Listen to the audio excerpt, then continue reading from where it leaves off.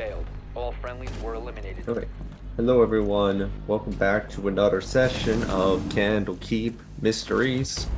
Last time on Candlekeep Mysteries, you continued your adventures within the Great Library. Having found a variety of stories from which you are able to traverse, you are now currently here. And let me go and remove router. And I'll just remove nameless from that for now.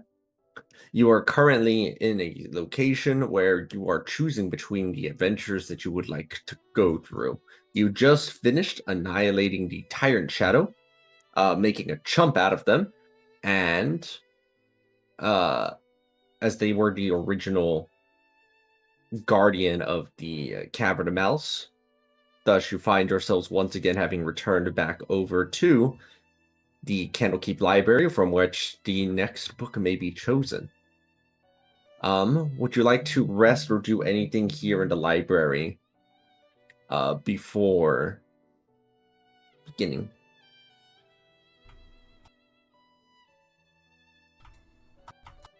And that's basically all that happened, Jamie. There wasn't many sessions really inside of your absence, honestly, because there was always delays or the Japan trip or whatever else. So I think there's literally only been one session since your since your health issues began rising up, and it seems like you're better today, which is nice. That's good to hear. So the only book that has been done was the Cavern of Malice, and that was to fight the Tyrant Shadow, which is the lad that you kind of see right there in the corner. This ugly fellow. By the way, since the polyglot module is no longer available, you can type inside of the Foundry chat again without it like looking a bit strange, and it'll be easier for everyone to parse it as well.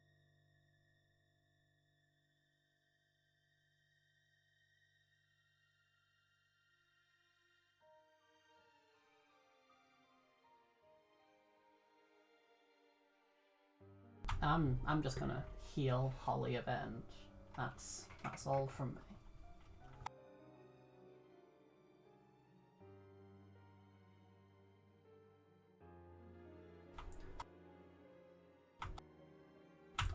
Just remind me, cleric buffs, the free spell that you get, is that only on domain spells, or can you?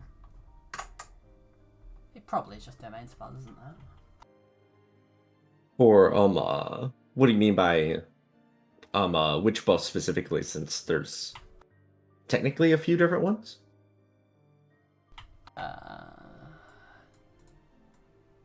It's the 5th level. You get like some free spells to use, but it has to be your cleric domain spells.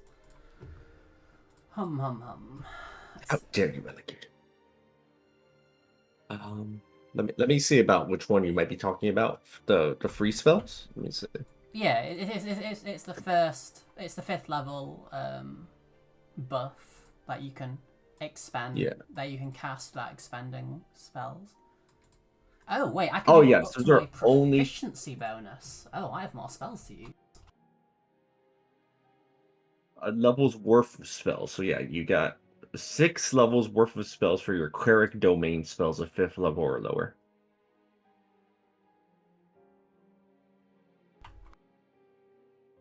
Don't you mean 7? So I guess if you find something that's radiant, Don't you that's mean vulnerable 8? to radiant damage again.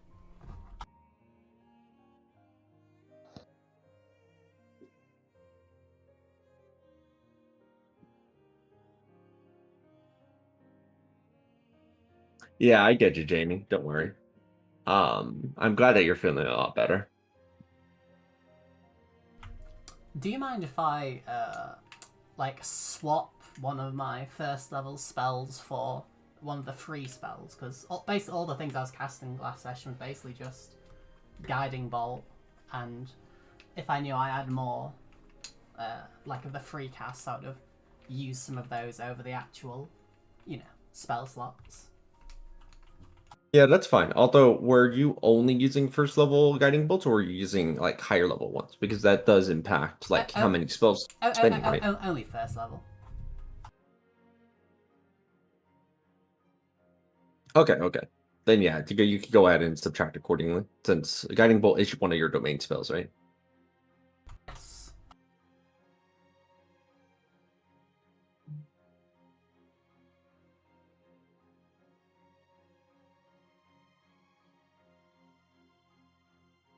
Hold on, I'm trying to find an appropriate reaction to your less migraines. Oh, this is the right one. Here you go, Jamie. I think it's harder to find a better reaction than that.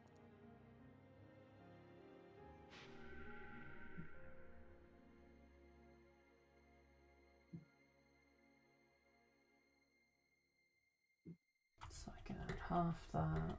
Yeah.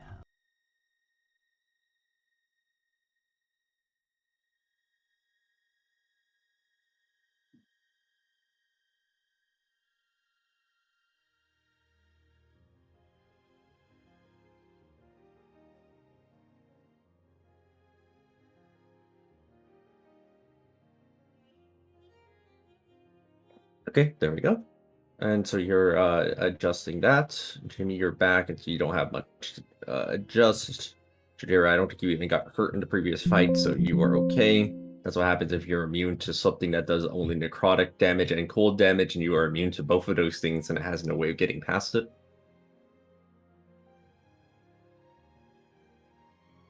I think even a shadowy bite was only necrotic damage. Let me see.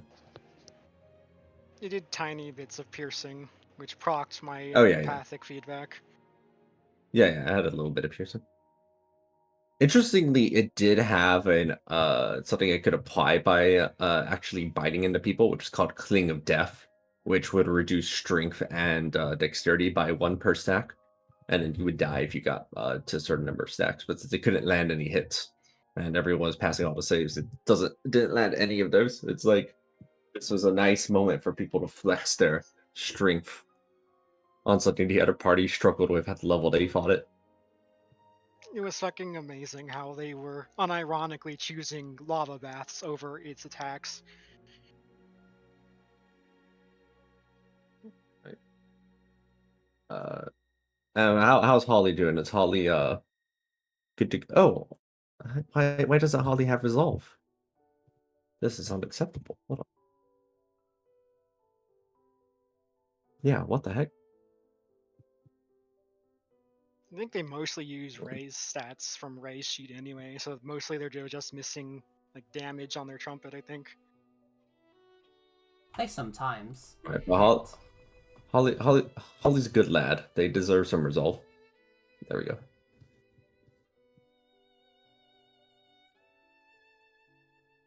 Yeah, everybody's got 4 now. As the world is healing. I've been saying the world is healing a lot recently. Isn't the line nature is healing? It could be both. What is the world but nature?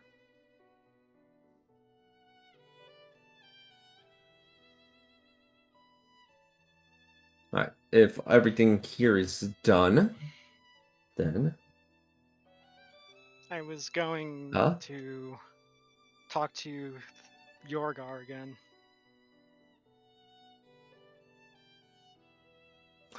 All right. So, you go ahead and open up the book that contains Professor Yogar, as they are still within their little lab there. Um, it's improved since the last time you've seen it, as you see that the number of accolades and awards they have has increased on their wall. Um, uh, and the space has become quite a little bit larger as the uh, lab appears to have been expanded and have new furniture within it. Big enough for my true form? I mean, it's still an interior space, so no, not quite that big. Okay. Basically, I want to describe the Growl book punching incident where she was temporarily able to open a tiny hole from inside the book to outside, apparently, and but doing so harmed the book's ruler, I guess, and it also caused the book, it's like on the outside, like to damage or seemingly damage itself before it started repairing itself. And like I wanted to know what he thought, like what that might imply towards how these books function.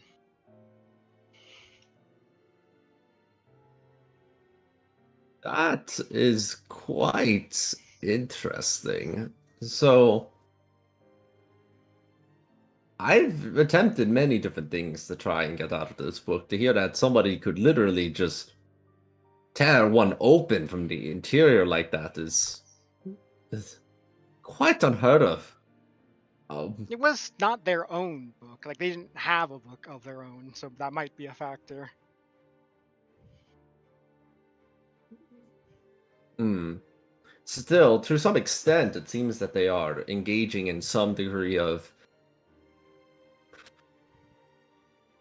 I've already explained before the idea, the concept I have of the desire field, right? I think that is the current hypothesis I have, but I don't remember if I already told you.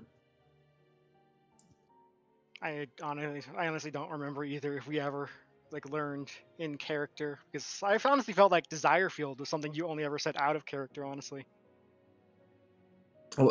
My hypothesis, having been here inside of this book enough, is that based on what you've told me about what's happened in Candlekeep, and based on all my notes, and they have extensive notes. Lad keeps mad notes. I would be impressed about the notes they keep, but I don't keep notes, so these notes are not for anyone else to see. The desire field. In my hypothesis that the Candlekeep's library functions as a minor, initially functioned as a sort of minor uh, pathway to direct one's desires toward the things that they were looking for, which makes sense. Otherwise, it would be impossible to find what you were looking for inside of such an extensive library, since there isn't exactly, say, a mechanized system for being able to organize between what you are looking for and what you are not. Or even librarians. But with everything that's happened, it must have expanded to a much larger and much stronger thing, including inside of these books. That means that those who can directly interact with the field can have power with it. But us inside of the books, we are restricted only within manipulating the desires in the books itself and can never get out. But perhaps someone from the outside who can manipulate the desire field directly. Thus, that may be the power that your friend has in some capacity. They have been doing some things that seem like they should be impossible, like completely disintegrating corpses with what is apparently a totally not fireball spell, for example. Disintegrating corpses is quite difficult. Usually requires a disintegrator at all. Even a fireball is usually incapable of outright disintegration. It's why But I do you have mentioned any? it was impossible. Do you know what might be causing them to suddenly be experiencing such a dramatic turnaround? They've been doing things like this for a while, I think, ever since they mastered their internal alchemy some. Hmm. Tell me more about this friend of yours. I mean, I've met Growl a couple of times, but we've never really had extensive conversations. She's not exactly one for the academic fields. I mean, I suppose I will inform her. Maybe I should. Maybe it's be faster to just ask like what specifically he would like to know about her. Like, and I can answer to the best of my knowledge, and I even like share like my memories through my telepathy. Yeah, you go ahead and mention the different things. You mentioned about the Oni and the conversations you've heard that they've had with them. And the professor nods along in his thinking. I have some degree of familiarity with a lot of the a lot about the supernatural field of things. It's part of the studying that I do. Your friend is part Oni, and they have met what appears to be an actual yokai Oni, which itself A yokai, as you may be aware, is created by the collective thoughts and fears of all other peoples believing in it. Thus, the more that people believe in its capacities, the stronger it is. Thus, if I had to posit something, it would be that your friend, who is part Oni, is able to believe in themselves in the same way that others might believe in a yokai. Thus, rather than drawing power from others, they simply draw power from themselves sufficiently enough to, in effect, be able to manipulate reality.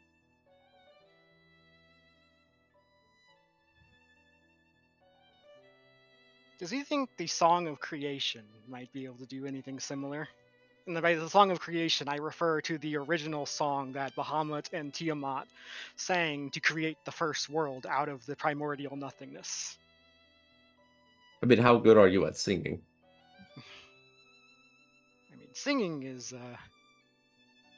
it's a cultural thing for dragons. It's not really shared much amongst the other races. Hmm. It's not that it's impossible, but I'm not sure how much of a time crunch you are out there. Is there anything that's currently impeding your capabilities? I mean, as far as we can tell, there's like no real time crunch other than Quill is actively working on whatever it is he's doing inside of one of the books that we're currently locked out of. So it's difficult Hmm, to tell. Like I can't even find Miram because it appears she too is in there. that is concerning. Well, consider it as a potential weapon inside of your disposal to look into. But as the time approaches that you must go and face Quill and put an end to this madness that we find ourselves trapped in, I think you will need to consider if you have any kind of plan for that encounter beyond simply rushing in headlong and hoping for the best. If indeed their power is, as you say, where they simply can will things to happen against you, or to will you to stop, you may need something a little more comprehensive than simply your weapons.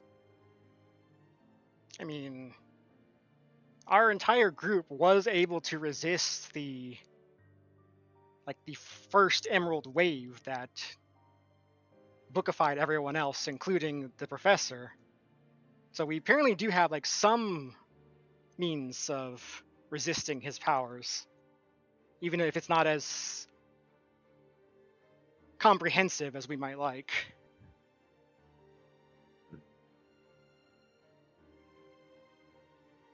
Yes, well, I'm not much of a strategist myself, personally. I leave the dirty work to others. You may need to consider if there's some other tools that may be available, though. That's all I can think. Ah, you can see that they're already puzzling through and like adding more notes onto their thing with the desire field and the yokai and the oni thing, and they're like trying to take stock of weapons and stuff at your disposal, but they clearly have very little concept of what any of the stuff you have actually does. And so, like for example, with one of the weapons, they just put sword question mark I mean, I don't carry weapons. I am a weapon. dragon question mark. And I honestly feel like the time spent trying to educate him on all of our capabilities might not be the most wisely used.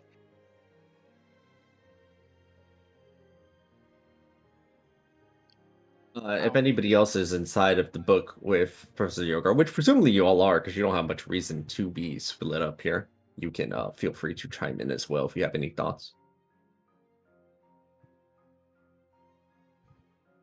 I am outside of the book, and since we are presumably going to the saloon, Ray is just considering how they're going to hit the person who scammed them out of all their money.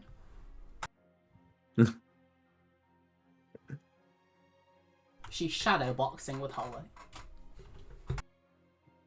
That was what I Or named Holly. last session. I Shadow literally boxing. named last session shadowboxing just because it felt really appropriate given literal shadows and all of the punching that happened. And, like, you know, how it kept trying to dodge us as if we were shadowboxing.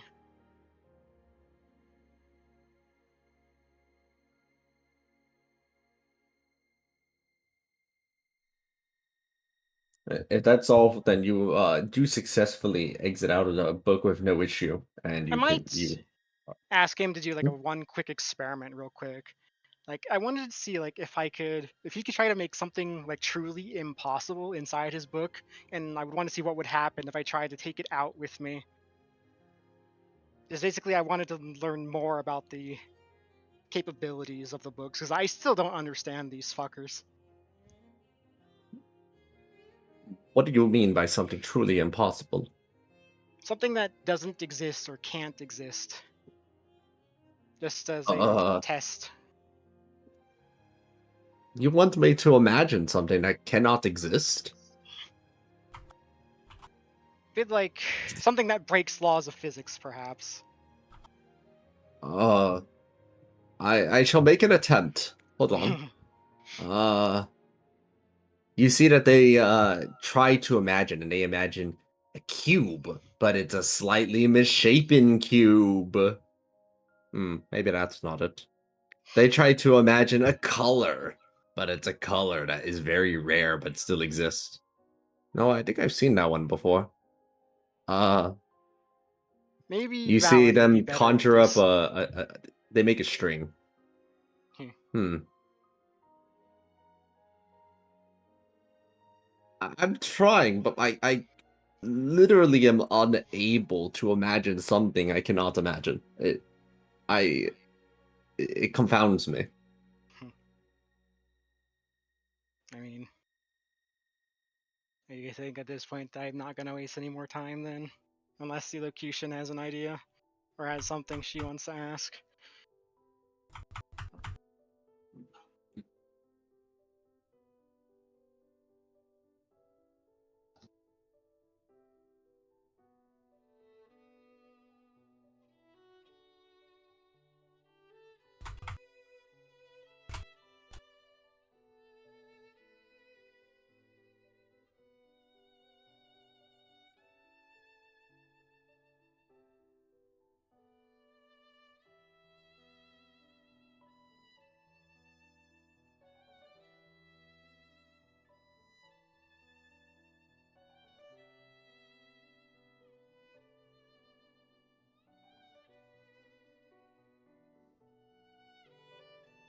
Interesting. You summon a Skitter widget buddy for Professor Yogar here to have as a little companion for the meantime. You exit out of the book to see if you are able to uh swap places with the Skitter widget. Give me 1 second. I have to check the internal consistency of how something works.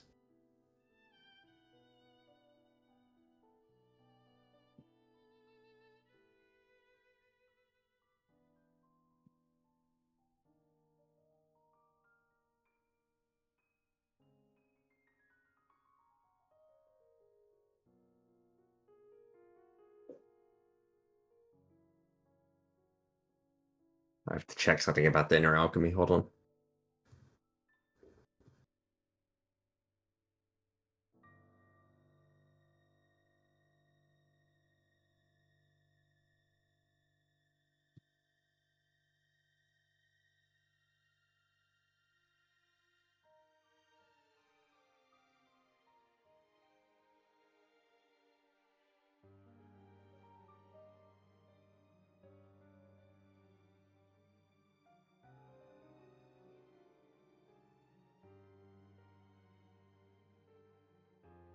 You go for the swap elocution, and you find that you are able to swap with your skitter widget, although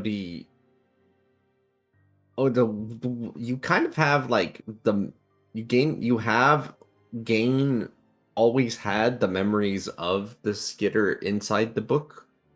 So it feels like your consciousness sort of transported over to where the skitter was, since they were elocution. But yeah, it transfers, so you transfer over.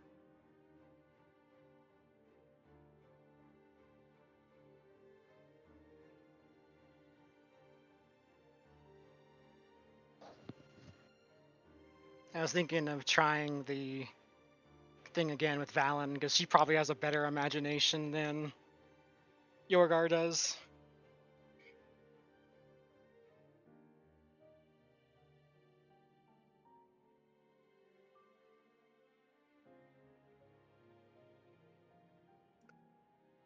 Okay.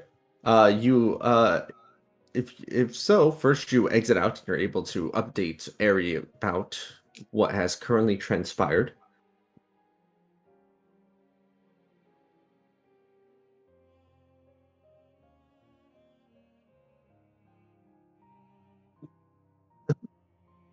I like to think it's the thumbs up emoji specifically.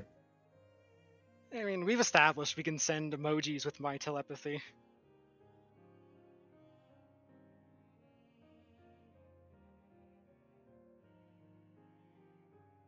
But yeah, like I suppose like while I'm thinking about it, like I have the opportunity, maybe I can just hop into Valen's and I see if she has any better luck at that. Because she does seem like she would have a better imagination. You go ahead and enter the Valens book and ask them to imagine something that is impossible to exist. They think about it for a bit and go, "I'm not sure I can entirely envision that. Do you know anybody else that might be able to? Perhaps one a little more." Oh, I don't mean to be rude, but Dim. I wasn't going to use that word, but however, before you exit, I do have an idea I'd like to attempt. I was considering possibilities about what might be possible in terms of strategy. Allow me to do the following to you if I can make an alteration. Um, you see that they attempt to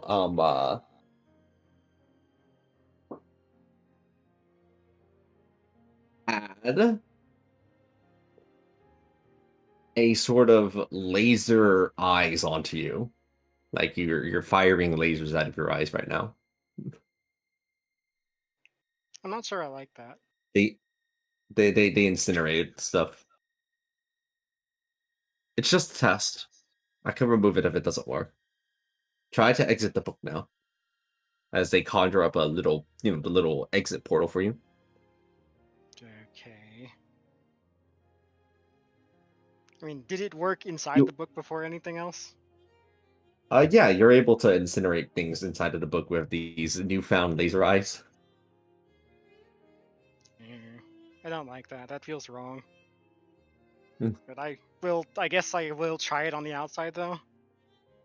Alright, you exit out of the book and attempt to use the laser eyes, but it seems the modification that was made onto you has not persisted. You don't have the laser eyes anymore. Alright, well, I will just hop in and tell her real quick. Seems rude not to. I was considering if that might work. Like, if I could make you unstoppable, provide you unlimited powers in here, if you'd retain it on the exterior as well, then all of our problems would have been solved instantly. Well, I guess it was never that easy, was it? Hmm. I wonder if changes in one book, while not lasting out in the real world, might carry over to another book. That's an interesting test. My hunch would be no, only because that other person would have to imagine you in the same capacity. I mean, we're not totally bound to the imagination of the book's ruler, though. It's like the fact that we exist as we do instead of how they imagine us in the first place. means we are not wholly dependent on the ruler of the book. That's true. Well, give it a try and then update me later. I'll continue thinking about potential options. I guess I'll just hop into Yorgar's again and test out the laser eyes real quick. You attempt to use your laser eyes by staring at things to try and incinerate them, and it just kind of looks like you're staring at things really intensely. Professor Yogar isn't totally sure what you're doing until you explain it, and then they're like, "Oh, I can't really imagine you with laser eyes. You've never displayed the capability before. It doesn't seem your style." I'm going to snort sparks out. Maybe lightning eyes? No, that's dumb. I already have a lightning breath.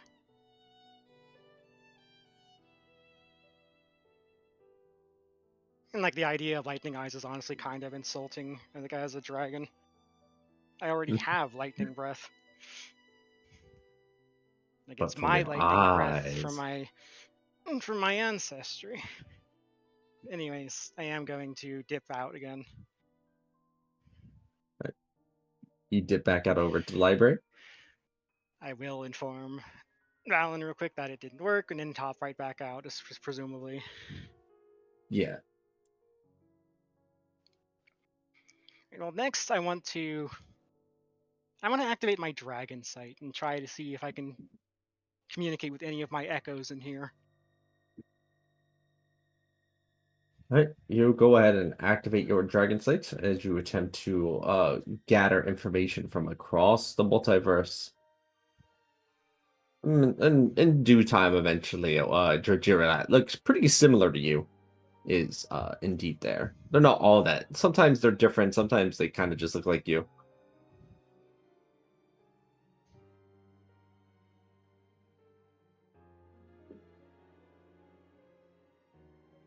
I mean, I guess I could start with the books and how they work. Like, if they have any better clue than how we do. Like, I can also offer some of our groups' information if that helps them out. Right? You share info with each other about what you might have found. Um, uh, you share your part, and the other Jojira reveals what they have learned. Which is that. One second.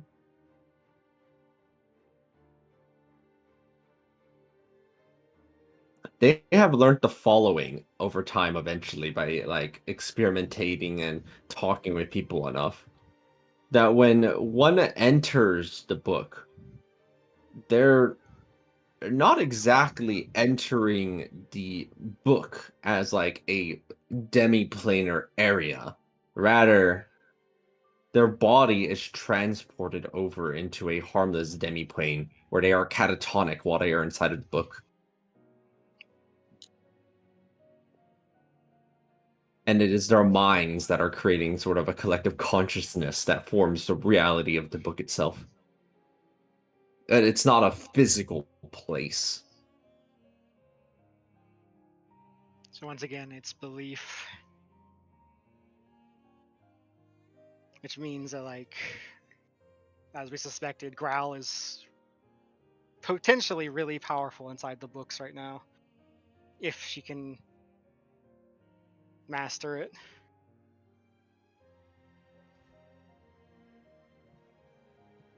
This does seem to answer a lot of questions about how the books do function, and a lot of the weird it is synchroncies with them as well.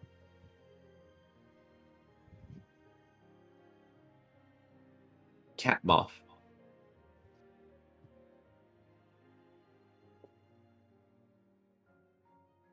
So like there was Why cat? So there's effectively like two different uh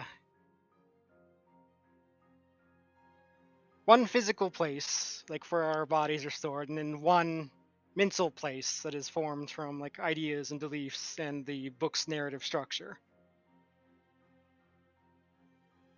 Yes. It's closer to like a collective dreamscape than it is physical demi-planar place where people actually go. And to some extent, this makes sense as it could explain how different groups of people could be inside of the same book without necessarily uh, interacting with one another. Different instances, to use an MMO term. Different instances. I mean, instances is a pretty good word in this instance.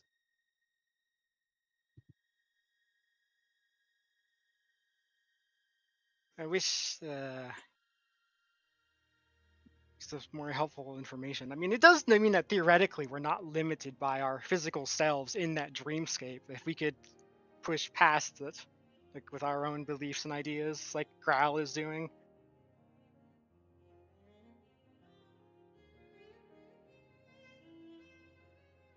But that's what your Echo has found, and that is the information that they shared. Um, uh, as it seems that Echo was also quite interested in the specific mechanical implications of the books. Did you guys They that go also. in yet Oh, to one? hello. I didn't even notice Well, you. I just even noticed. I oh, just we've been here for a joined. few minutes, but um, what's going on? What's happening? We've just been talking to people inside the books, trying to figure out how the fuck the books work, basically. Oh, okay, okay. Would you like to share what you've learned so far, Jujir? Basically, we are not physically going into the worlds of the books, only our minds are, and our bodies are basically being stored elsewhere in a harmless demi-plane while our minds are going through the books.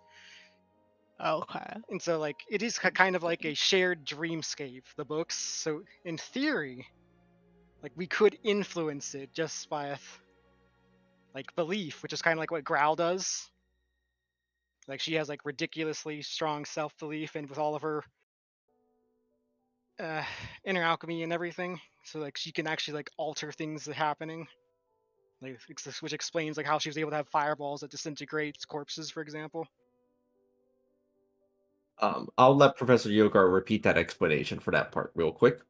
Um, uh, Professor Yogar's the consideration is the following: is that it seems that Grau's capabilities began shortly after this inner alchemy and after the interaction with their Oni friend.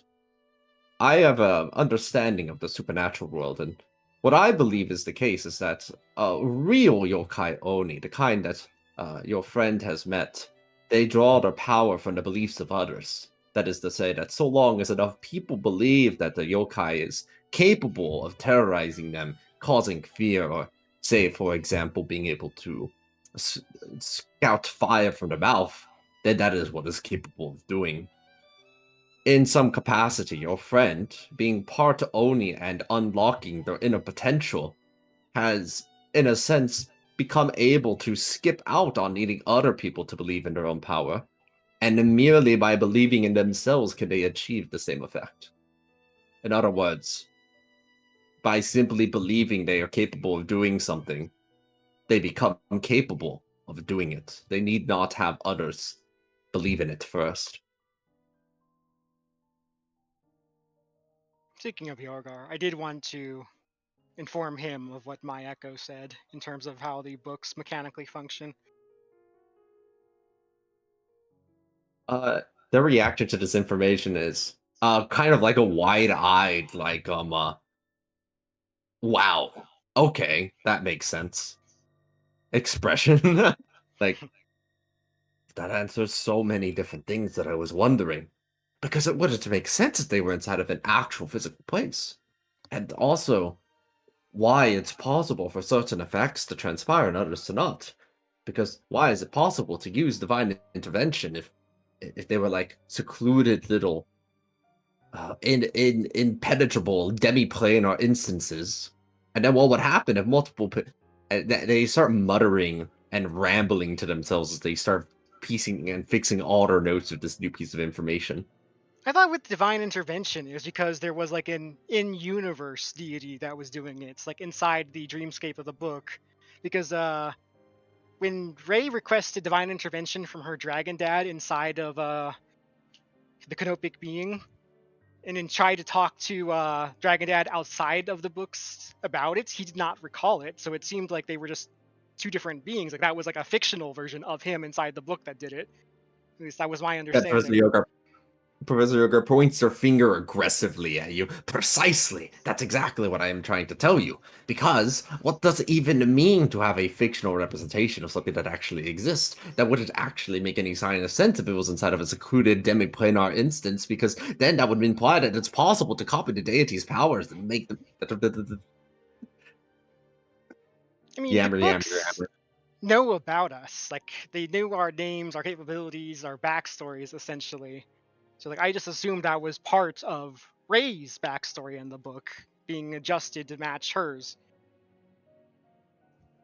Yes, and instead it appears that this fictional representation is almost like a collective dream version that everyone simply believe exists. What an astounding concept. This library is, well, I mean, it would be nice if I could actually investigate it, but here I am, trapped inside of the very book I'm trying to investigate. I can't even bring him one to investigate either. This is so tragic. It's like being only able to research something by third-hand accounts.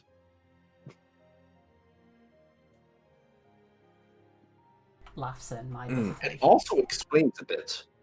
Your friend, Valen, that you had told me about, mentioned that it felt like their time in the book was like a dream. If indeed they are very close to dreamscapes, rather than demiplanes, it would explain why that feeling that they had and why their memories aren't as vivid as it would seem they should be. Which makes me wonder, if we were to exit these books, would all my time in here feel like a dream as well? I mean, our memories of inside the books don't feel like dreams, right? No, they don't feel like dreams. Is that because we believe they aren't dreams? Or is something else?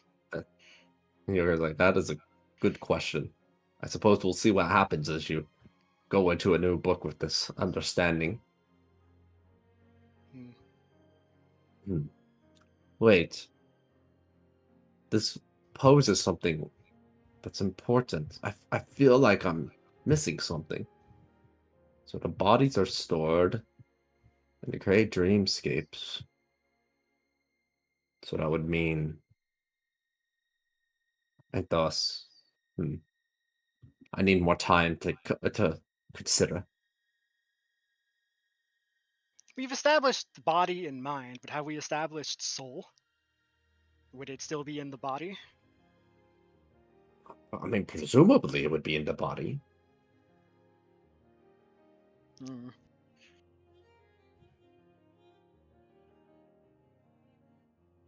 Hmm.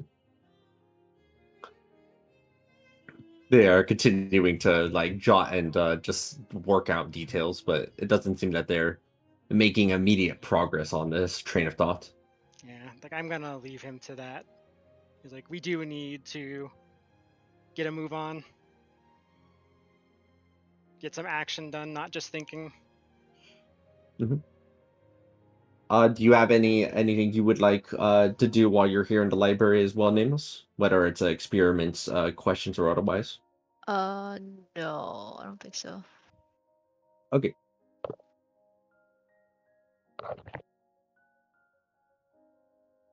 right. With a couple of the Candlekeep mysteries having been brought over to the forefront, you go ahead and return and pull out the book, The Friends Along the Road, and Is proceed there to a open it. synopsis on that, by the way?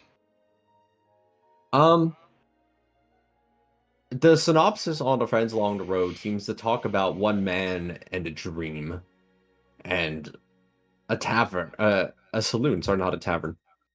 Why do I keep saying tavern? It's because I'm tired. That's why. Um, a bustling saloon where I'm trying to remember what I had before. My brain's not braining.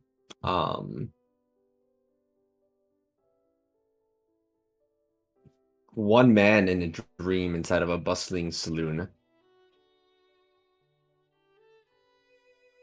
That's mostly it. That's mostly the synopsis it has. It doesn't seem like it's a fight in the same way that some of the others describe themselves at, right? They describe themselves as like struggles, fights, encounters, or uh like conquering monsters or the like, but this one doesn't seem to mention those elements at all. Might this man be a plasmoid? It doesn't say, but It might be. 'Cause, like, I feel like that was the character that stuck out in the saloon when we actually went there.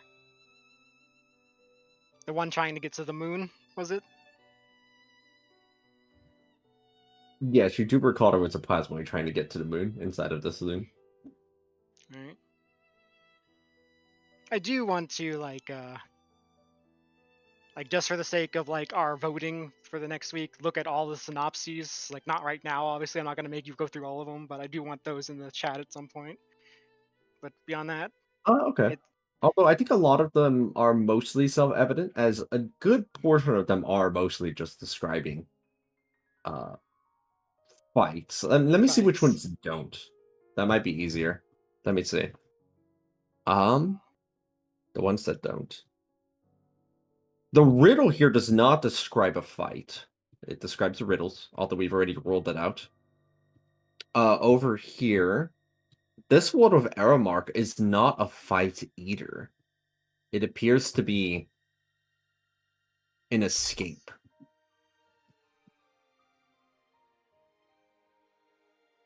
This one over here with the Darkwater Veil does not necessarily seem to describe a fight, though it does describe liberating the city. Oh, so just All the rest trying. describe fights. So like if we just tried to straight up murder the hags and ended up murdering all of the citizens through their painting bullshit, that probably would not count as liberating it. Well, not if you're not evil. I mean, it's not like they're real. Yay, we did it, Patrick. We saved the city. Right.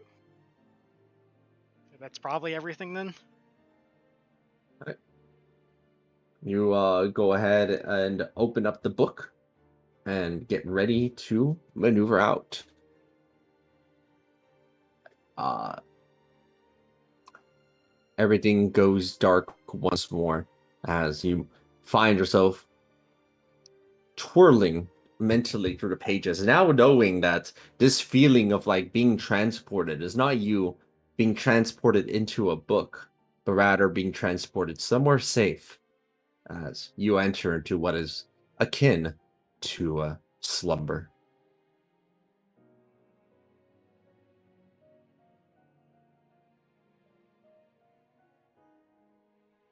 One second. I was just adjusting one thing. It's like the sleep condition, except it works on characters immune to the sleep condition. You consider that as a something to think about, Jajira, and if you had to assume why that might work, I was going to say Ray, but then I was like, why would Ray consider that? No, It's this is because out of character. yes. This is out of character. Me, DM, Ming Curse of Strahd saying, you fall asleep as the mist surrounds you, and then one of my players going, I'm an elf, I can't fall asleep, and I went, well, you get hit on the head with a pipe, there we go. Or something thanks. Yeah, if Jajira considers why that might be the case, or Nameless Eater for that matter, whoever's introspective enough to consider, it's because by opening the book, you are willingly subjecting yourself to failing against it. Without realizing it. Yes. It's like an implicit contract. The opening of the book, I mean. Yeah. Yeah, It is it's like not involuntary. It's like signing away your rights. Signing away your rights. I've done that a couple of times in my life. Anyway. So is everyone. Most gaming services, you have to sign some form of EULA. you find yourself at the entrance of the saloon. Out here inside of the nightscape, you look out into the distance, and Tasha Luna is not here. Rather, it appears to be an endless desert in every single direction. This is no, despite being described as the friend along the road, there is one singular road that extends infinitely as far as you can see, even if you fly up to the sky and take a look to see if there's like a path it ends at. It's just desert, far as you can see. That's it. There's nothing else. It's literally just the saloon and a big bright moon in the sky. I feel like if I theoretically tried to touch a plant and transport via plants over to Tashluda, it would not work. Because it feels like the book is very much saying the story happens here.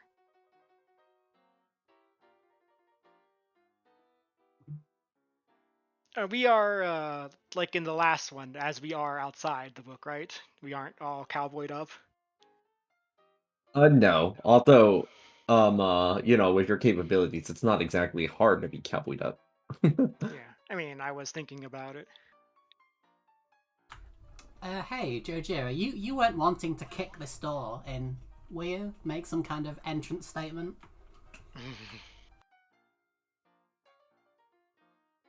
I mean, I assume that's what Ray would like me to do. That is an in-character question. I mean, I am asking if that is what she wants me to do.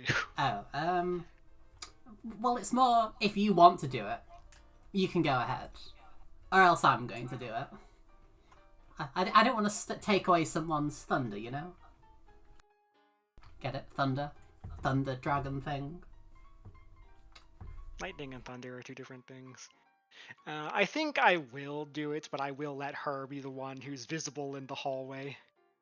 Like when everyone turns over to look, just so that she gets the impact. Cool. Then, unless anything else, anyone wants to do anything beforehand, I'm going to prep a thaumaturgy for when we kick the door in. I'm probably gonna end up looming behind Ray, as she does whatever she's doing. All right. You loom. Go ahead and make an athletics check, Ray, as you smash this saloon door wide open. I think Jojo's the one smashing I mean, it open. I'm just looking at both of them. I was doing that for her, basically. I guess I'm muscle for her right now. All right, make that athletics check, Jojo. With a guidance. Yeah. Whoops. I'm finally back at my computer. I need to size down my token real quick.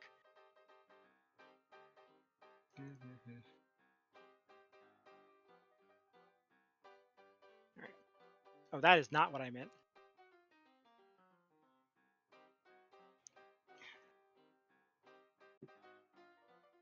I accidentally made myself 1x4 instead of 1x1. Nice. Alright. That's my ability, not yours. So these actually stack because they're not actually both guidance. So that is a 26 on athletics. Oh, wait, I rolled a 2.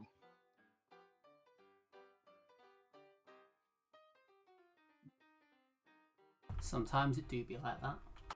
I mean, a 26 off of a 2 is still pretty not bad.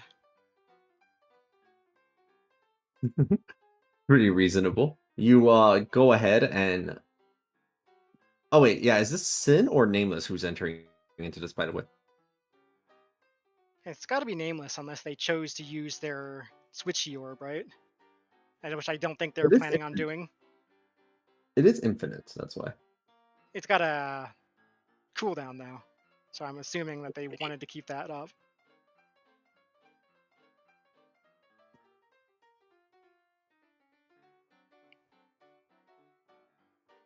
Yeah, it's Nameless. Mic not working? Hi. We did not hear anything you said. If you said That's anything recently. weird. Well, I know I was just saying it's nameless. That's fine. Okay. The first thing we heard was, is my mic. All that I heard is my mic not working? Griffin noodles. Rip the noodles. 1 second. All right, you go ahead and smack the door open. It's like the piano that's playing. There's there's a piano in here, isn't there? Of course, there's a piano. Why wouldn't there be? It makes quite the commotion. Everyone looks over in your direction. With thaumaturgy increasing the volume of my voice 3 times, I think it is with thaumaturgy, I'll walk in announcing, I am here to recollect my money from the scammer who took it. Would the scammer please stand up and give me back my... Ray probably knows how much gold it was, but it was like 7,000 something gold pieces. Can he stand up?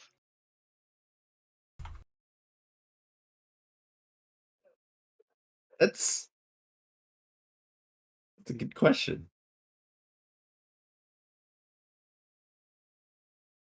Well, you got everyone's attention. Is anyone standing up? You're asking for the scammer, and no, nobody's standing up. They're all just kind of looking around to see if anybody's standing up. What's the beholder doing? You see a bird. You see a bird stands up on the table. It was me. I did it. I'm sorry. Man, I liked it better when Jack wasn't in things.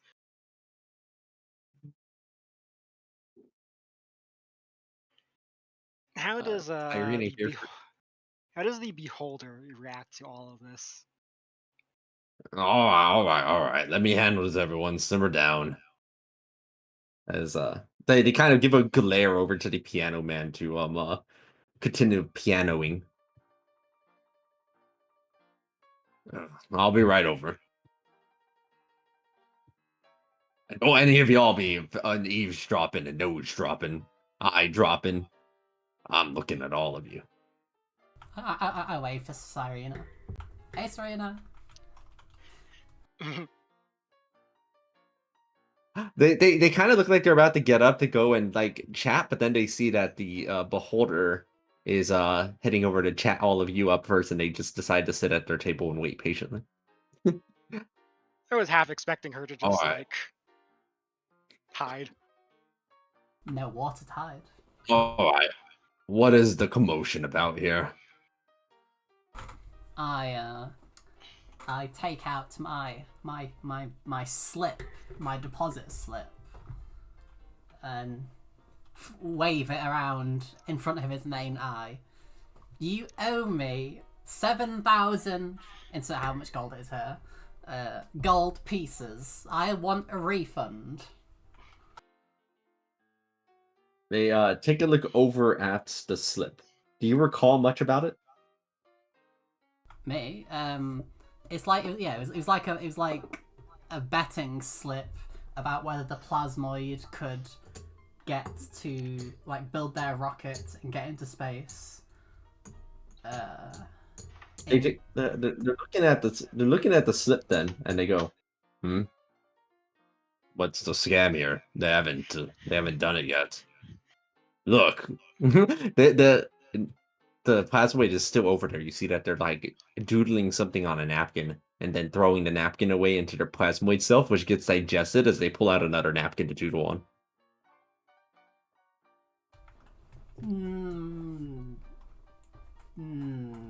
I hate this book You gotta- stuff. I'm failing to see the scam here.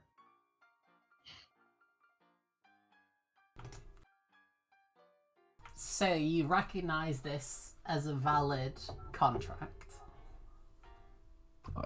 Looks like it's out of my handwriting.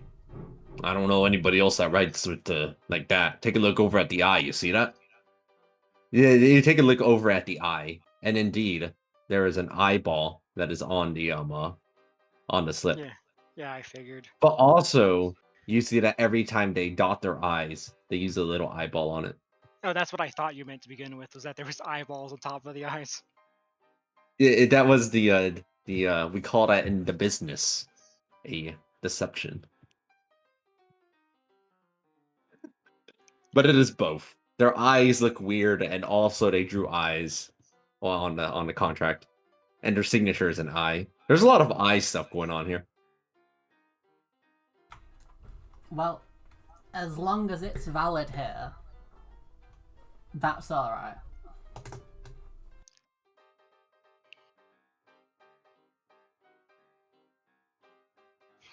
Then, well, as long as you don't cause a ruckus, then, and if there's no more shenanigans, I'm going to get back to work.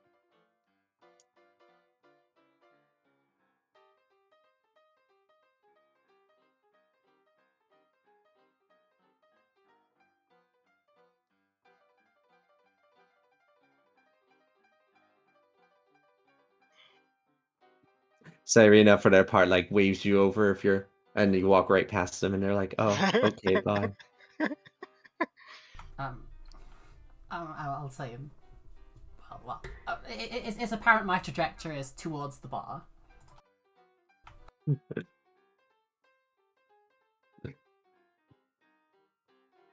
Welcome, new customer. What can I get for you?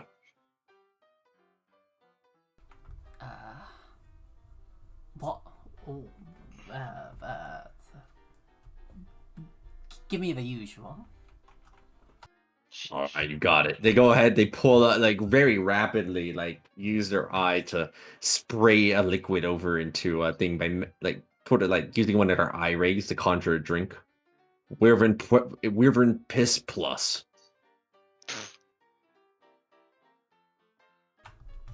Exactly what my friend here wanted. I'll slide the drink across. Here you go, buddy. I'm gonna telepathically send her like this emoji. Oh, let's see it.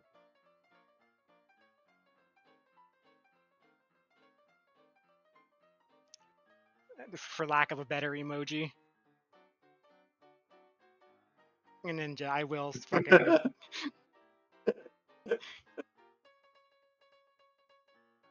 I will fucking start drinking the wyvern piss. I mean, I've probably had worse as a sailor, right?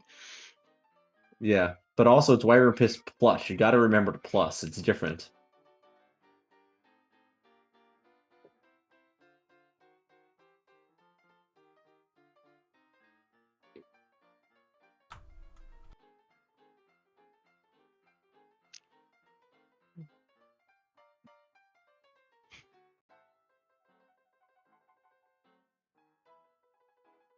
I'm sticking close to Ray. I did fucking tell her dragon dad that I was going to try to protect her. Holly will sort of clamber, like you know when like a pet sort of like jumps up onto the table, but only like gets their their two front limbs on the table. So Holly's gonna do that, and I'm gonna rest. Like Holly's basically the chair.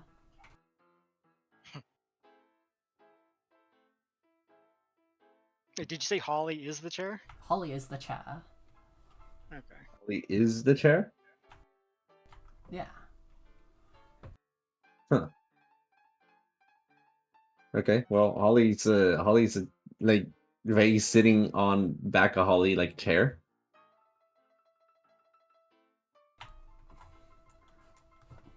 So I'm having a little trouble envisioning this. as in, I'll draw it. While I'm drawing, if anyone else wants to do something, go ahead. I mean, I was letting this be Ray's show, honestly.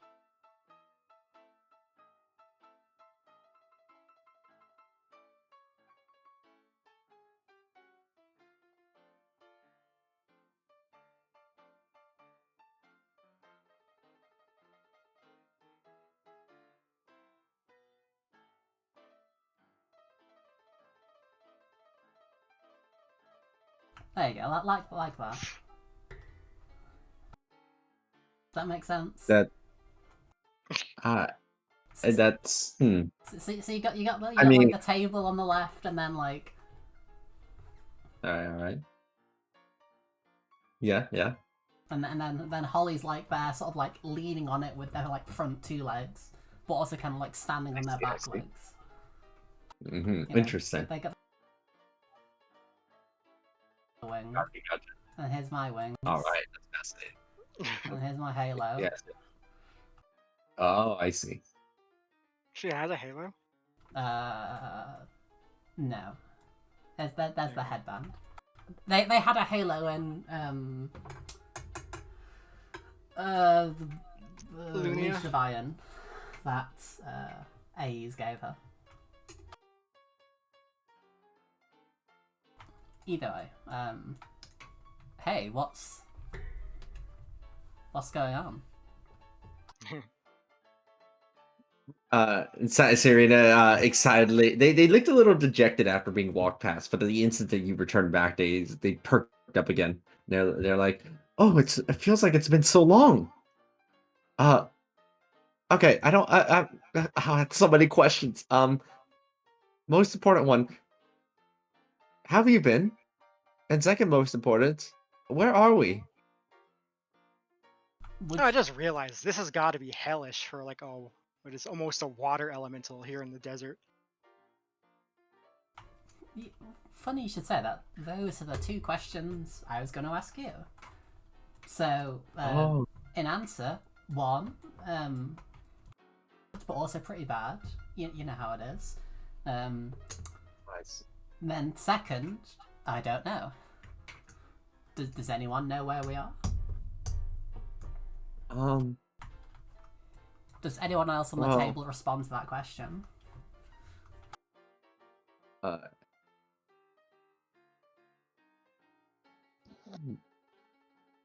let's see. Oh, right. These people at the table, they're not at this table. Serena's by themselves. Well, I mean, by themselves in the sense that, their Jack is there, who is the first person to offer you a response and say, we have lots of sand. So it's like a beach, but no water.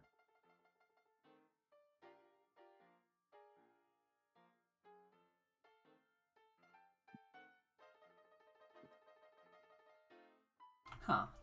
What's the last thing you remember happening? Before they Well, got to this knot beach. Yeah, before you got to the Knot Beach. let me think. The last thing I remember, we were inside of this place that was. Oh, you remember there was the city that had like that was always dark? That place. Dark water veil. Yes. Yeah. And um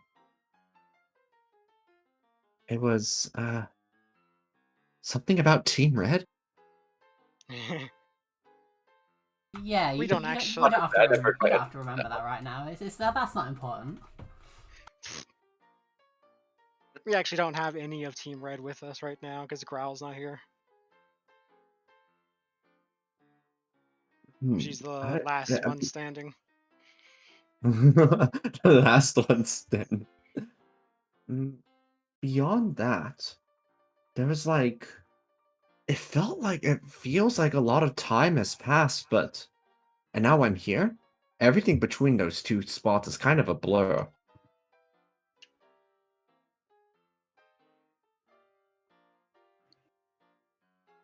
Just to test, you can't like will some water into existence, can you? Like, if you like tried really hard, like not using magic, just your willpower, could you like make a pool like her? Um, they like let part of their clothes like move over in the ground to move like a little pool of water. But it's clear they're not like desiring it to be created. They're like using their watery abilities to do it. I feel like Jack has like the lack of impulse control that it might work if he were to try, maybe. Okay. Hey, Jack. Can you imagine how cool it would be if, like, if a 6-foot large fish was just there that you could eat. I am hungry. They imagine. And imagining. Yep. They're imagining. Yeah, like Yeah. I think they're just NPCs. Yeah, that's what I'm kind of thinking. Although the fact that they recognize us and remember the other book is very exceedingly odd because it didn't look like what's his face Wak Mei recognized us, right? May recognize you. They did. Yeah. Okay. I mean, I've got inside expertise, so I guess I would recognize that. Well, it's been good to see But you both did of know, them. but it did seem that, like, if nothing else, it seemed like Bakmei recognized that the immediate necessity of the fight kind of trumped all other considerations. Basically, they're very much ask questions later, do stuff now kind of person. Probably how they lived to be so old. Was this book the friends we made Pretty along lit. the way? The friend along the road, or friends along the road. Yeah. But Although based there's on only a the single road. description, though, it did seem like the story is about the plasmoid. Yeah, I'll politely excuse myself from the table and say, I need to talk to a few other people. We'll catch you later. Right.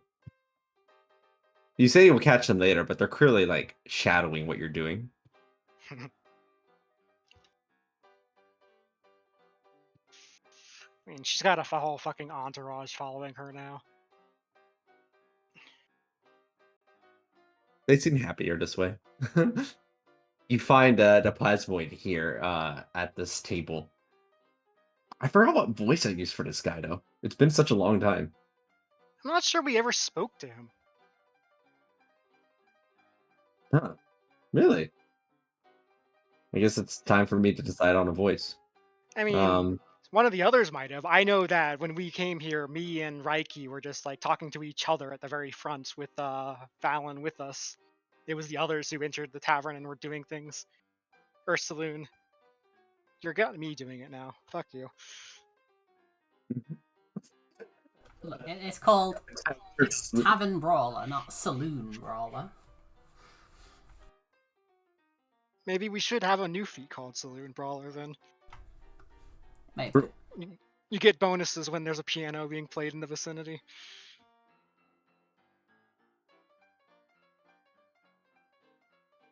I'm thinking. Cool. While you think, I'll fly over, tap them on the shoulder, and just go bleep bloop bloop bloop bloop bloop bleep. This is what happens when you make me do the talk.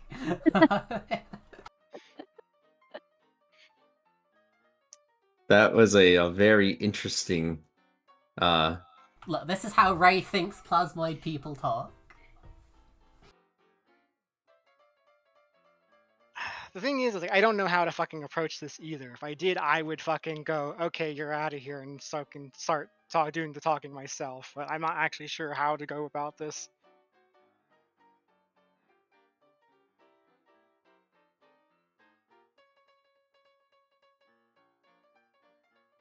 I mean, it sounds like bare minimum. Like it's. I mean, I fucking Arcana knowledge doesn't help with like spaceships, right? That's not Arcana. Spaceships are not Arcana now, or not necessarily Arcana. Well, that's Spelljammer shit. Wait, so are you actually going blue toward them? Yes. Okay. In response, they what's a good voice for this guy? Hold on, I'm thinking. What matches what fits? I mean, if you had like voice filters, I imagine this is a character those would be useful for. Yeah, but you know what voice I am now beginning to imagine they have? Hey, buddy, what are you doing? Oh dear.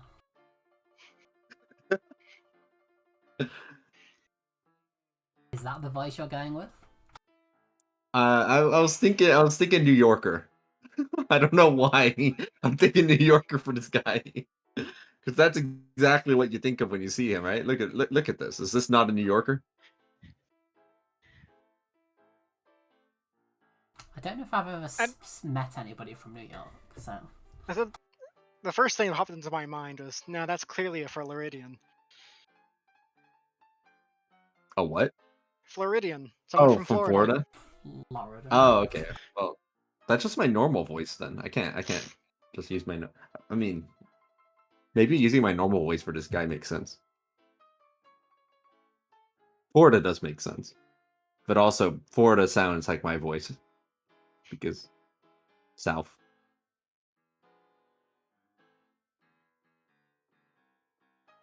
Do we actually have Southern accents? I mean, sort of. If you listen to videos about like accents, you'll notice that there is a distinct I just sort of mean intonation. like I'm Alabamian by birth, and I've never really noticed it in me or you, honestly. If you listen up to videos of, you can tell. Like I saw a video of someone from Florida, like an accent video, and it's like, oh yeah, you're from Florida. Okay, never mind. I can see it now. And then I was like, wait a second, my voice, I have the same kind of intonation and articulation. Wait, hold on, wait, not like this. It's Um, very. I'll do a slightly modified version of my voice then. Let's see.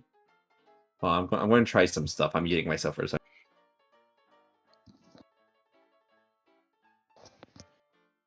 Got to get in character to play themselves.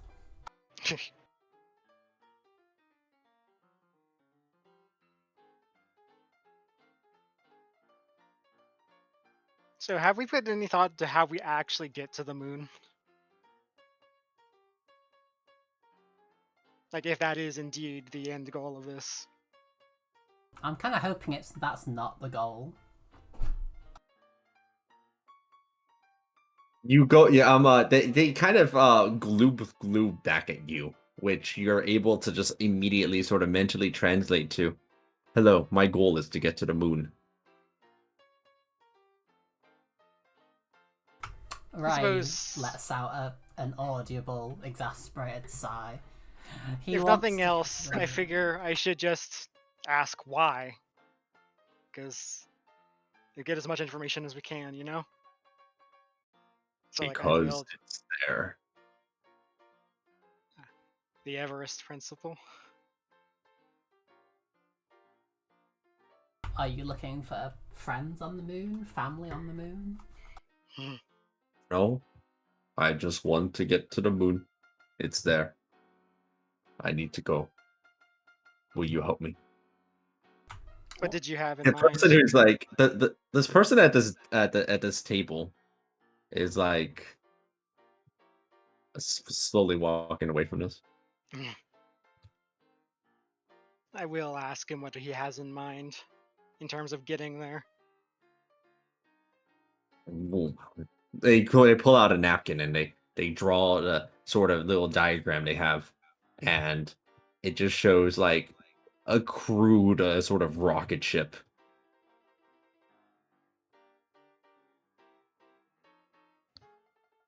I think if you put big explosion here, it makes you fly high to moon. This person clearly has no idea what they're doing.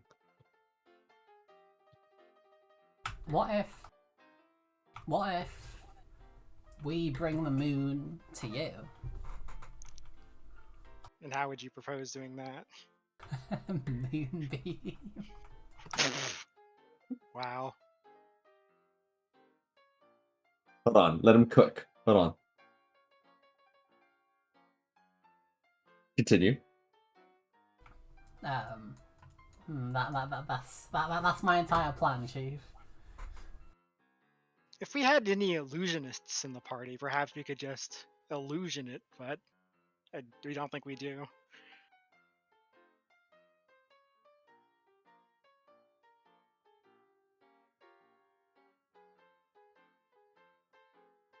Yeah. I got history. Like, I mean, what actually? Like, there not are actually like rockets in Faerun, right? Like the Spelljammers exist, but they function on a completely different way. Yeah, spelljammers are like actual magical ships of sorts. So this sounds Whereas, like lunacy to me, honestly. Then yeah, like lunacy, you want to use a physical rocket to go to the moon? What kind of obscene, stupid lunacy you got going on here? I did pick lunacy intentionally, by the way. Well, at least we've figured out the thumbnail, the YouTube title for this one.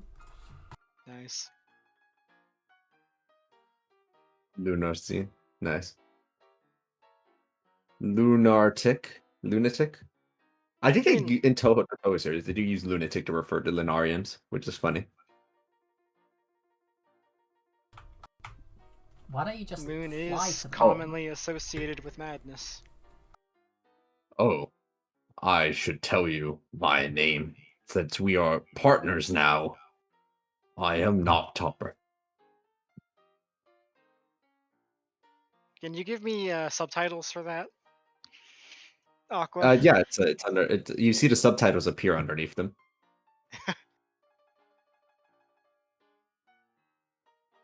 It's almost like like when a character gets introduced in the game, and then it's like, like it's just their like name just flying across. That's what happens in real time for Jajira. Nice.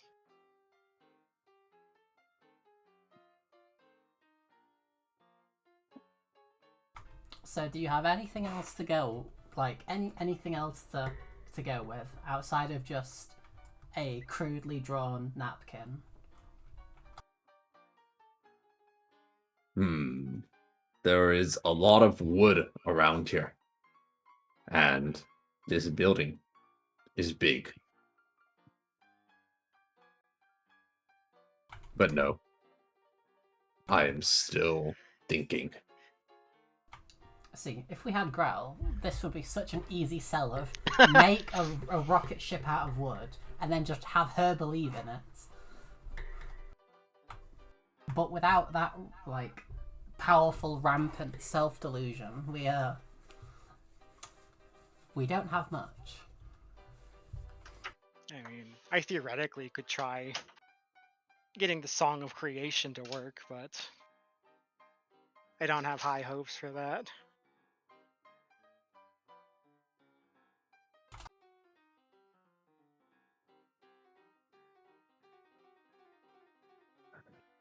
Jack goes ahead and lands on the table over here. Why do they want to go to the moon anyway? It's boring now. I went once. How? Oh, it's where my friends are. How did your friends get to the moon? So you remember that big hole in the beach? Yeah, I remember. I That went can't to the remember the moon. name of it. Wait, I went to the moon? It went to the moon. That's why if I wanted to visit my friends, I would go down there. Or try to, but then all the other guys were like, no, we're evil monsters, you can't go to the moon. And I said, okay. Is that place here now? It is not here. Jack, could you get over here for a second? Yeah, what's up? So really just hits them on the head. That's not very helpful. I have inside expertise. He seemed like he was telling the truth, right? He doesn't seem like he has enough guile or to lie about something like that. Although he could be No, mistaken. they don't. They don't seem like they have the guile for it. It does seem to be explained a bit though on why Jack may have some alien features though, like having 4 eyes instead of 2. They may not be from this world. I had assumed that it was simply like a matter of corruption from whatever was down there, rather than he came from elsewhere. Honestly,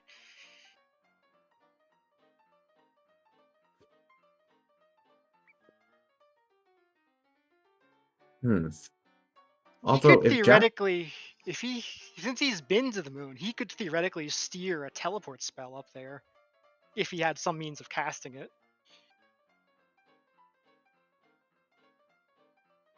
all I'm saying is, I think you're all overcomplicating it. Why don't you just fly or swim up there? I mean, there's no water, so maybe just fly. That sounds like a great idea. And until we think of a better plan, which I don't think we're going to do, Ray hops on Holly, tries to pick up Noctopper. Come on, we're going to the moon. Come on. Oh, oh, Okay, I am following the fairy just because I know shenanigans are about to go down.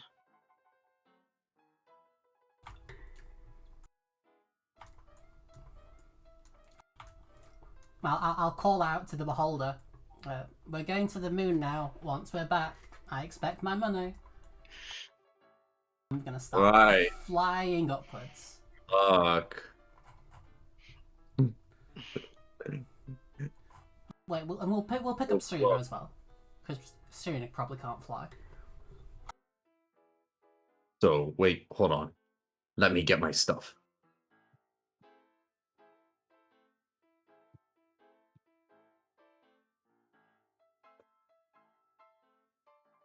They return, carrying what appears to be an extremely heavy rock. And as they get onto Holly's back, it is so heavy, it's surprisingly difficult for Holly to fly with them carrying it. I want to detect magic and arcana the rock. The rock appears to be it appears to be extraterrestrial origin also, and appears to be, you know how like how uranium is in the sense that it is full of energy. This rock of theirs is full of energy as well. But they clearly like having the rock, and it's just a really heavy rock as it is otherwise. Does the energy it gives off remind me of sickening radiance in any way? Just a little bit, yeah.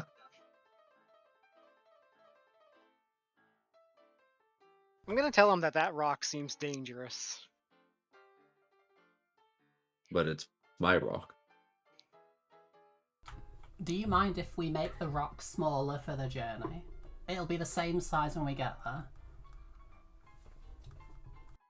Make a persuasion check, Ray. Wait, how heavy is the rock?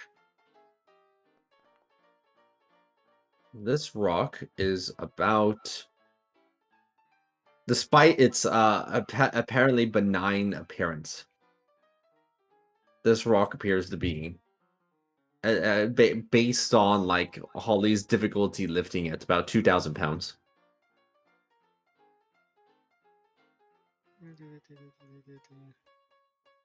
That's within my carrying capacity if I size up to gargantuan. You would say I would not be able to carry that with one claw?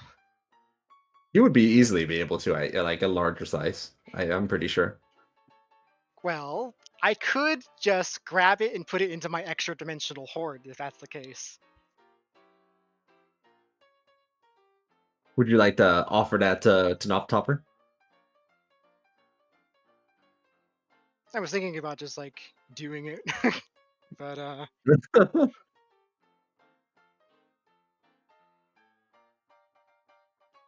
but yeah, like I will like mention that I can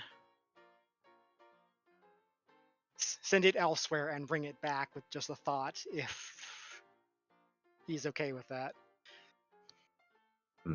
Okay, then let's go. But Alright, you I can tell, will. Jakarta, that they seem uneasy about something. Okay, I should have cast this earlier, but I'm going to cast it now. I am casting Detect Thoughts on him as soon as I detect that unease. you're casting detect dots, and they're not like attempting to. I don't think they're able to notice you rummaging through their singular cranium cell, but what they're thinking is, this isn't right. This is wrong. This isn't what I envisioned. Just on the back of a yellow dog? It's not right. Do we still have red paint? I think you used up all your red. No. I think you still had some, right? I think you still had some red paint available. Cool. I don't think we ever actually used it past what we did into the book, so we still had like the whole things for past that. Okay. Wait here. I want to go get some of the wood that's like available. Make rocket ship wings and paint them red. I will revert to my true form and get really fucking big and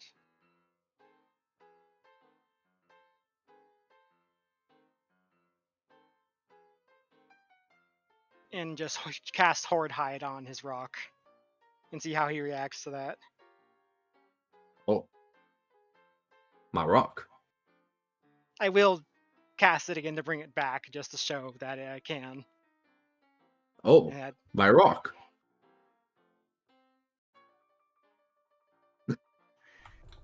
Ray, you go around looking for wood. You see that there are some crates that have been sort of ditched around, and there is.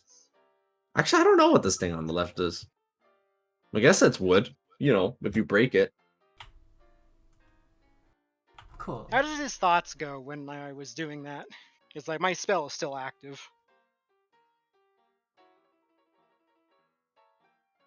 With Horde hiding it. Yeah, and bringing it back. Oh. Make sure you give it back. Is the only thing they're thinking to themselves. I want my rock back. It is the only possession I have left.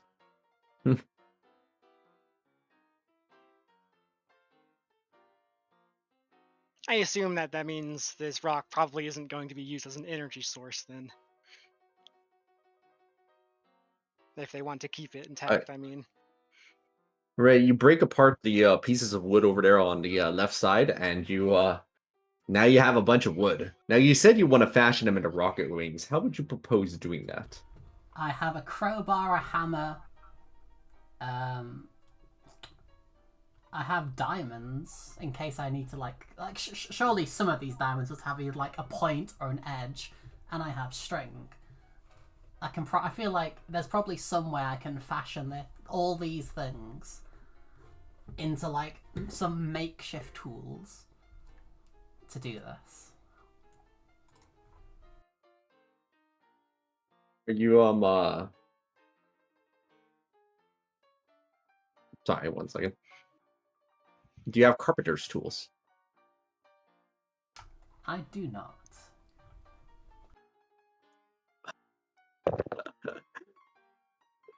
You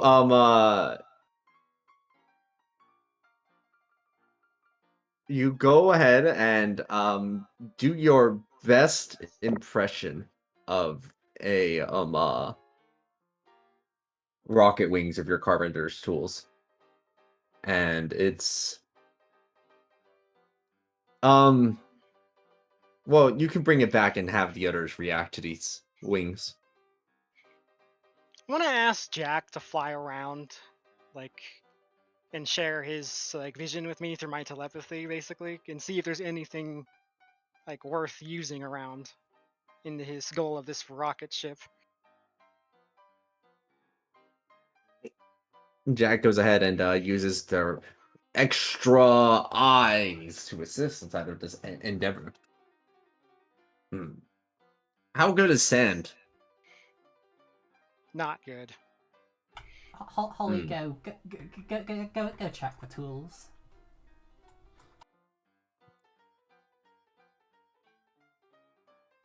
While Holly goes around looking at tools, they kind of peek in through the window of the kitchen and they see the conductor in there cooking a meal.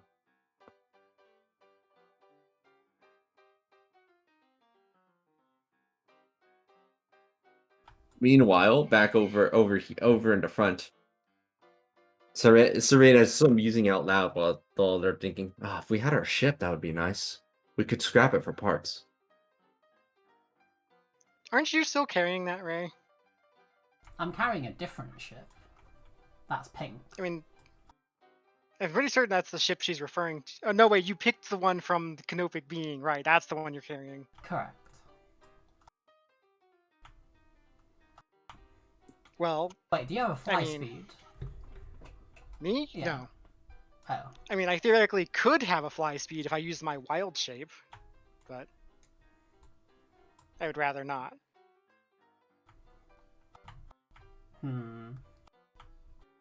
Didn't we try giving wings to one of the ships at some point or something? Yeah, we tried to like paint the wings. It didn't work, right? No, it made it like lighter and a little bit faster, I think is what happened. I mean, I feel like the ship is probably like a better place to start than any, you know? Well, not like we're ever actually going back into the maroon ship, right? It's true. Well, the reason I asked is because I like if you were like max size and had a fly speed, maybe you could like fly underneath the ship and just fly us to the moon in the ship. There are no wings on this dragon turtle. Because I'm a dragon turtle, not a dragon, like in terms of like metallic, chromatic, or gem, that's what I mean. Are you able to wild shape into anything that's big enough to carry a massive ship? It is extremely unlikely, given I can only transform into CR5 things and below.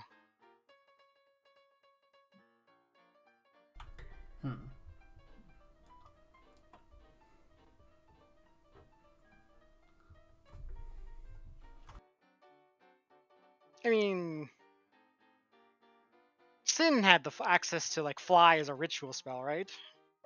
Yeah, do you want me to use it? Well, I mean, theoretically, I could become a flying dragon turtle with the ship on my back. I would prefer not to do that, but that is an option as like a last resort. Wait, hang on. Can I cast fly on a ship? I think it targets creatures. Yeah, So I don't unless- think that is possible. Yeah. Oh, I mean, I have levitate, but yeah, let me see That's what is very levitate. limited in how far it goes. Oh, is it? Yeah. Oh, it can also weigh up to 500. Okay, yeah, I don't think I have anything that can help then.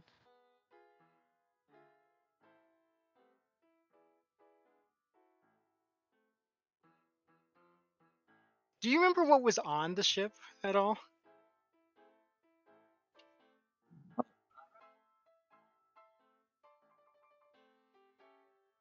I mean, any resources that were on it are more resources than we have right now. Yeah, I'll bring it over. Oop. Sheesh. I mean, I'm kind of tempted to just like abduct this guy and just fly them to the moon. I mean, based off of my detect thoughts, it does seem like there might be an intended path, you know? And sometimes, like, books like this can be touchy if you try to disregard their narrative. Like, A's is living proof of that. I mean, perhaps. But I also feel like sometimes action is better than choice paralysis. How does the plasmoid feel about the ship, the pink one out of nowhere? They're looking it over. Oh. Ooh. Ah. Will it survive an explosion? Depends on the explosion, I guess. Yes. Actually, didn't we buff it up some with the defenses, or was that the other one? That was the other one. 'Cause- I mean, we still have red paint.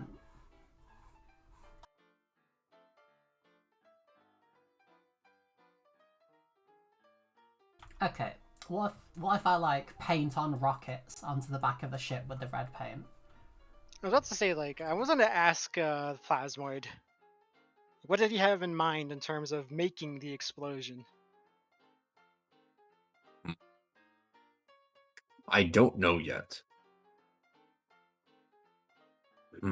They're like looking over at the ship here. There's something wrong though. Could you? They're like trying to motion their hands, like they're trying to verbalize a concept that they can't quite clear. They're like with their hands doing like a 90-degree turn motion. But Oh, they're having trouble verbalizing what they're trying to say. Oh, but you have the tech dots going on, right? yeah.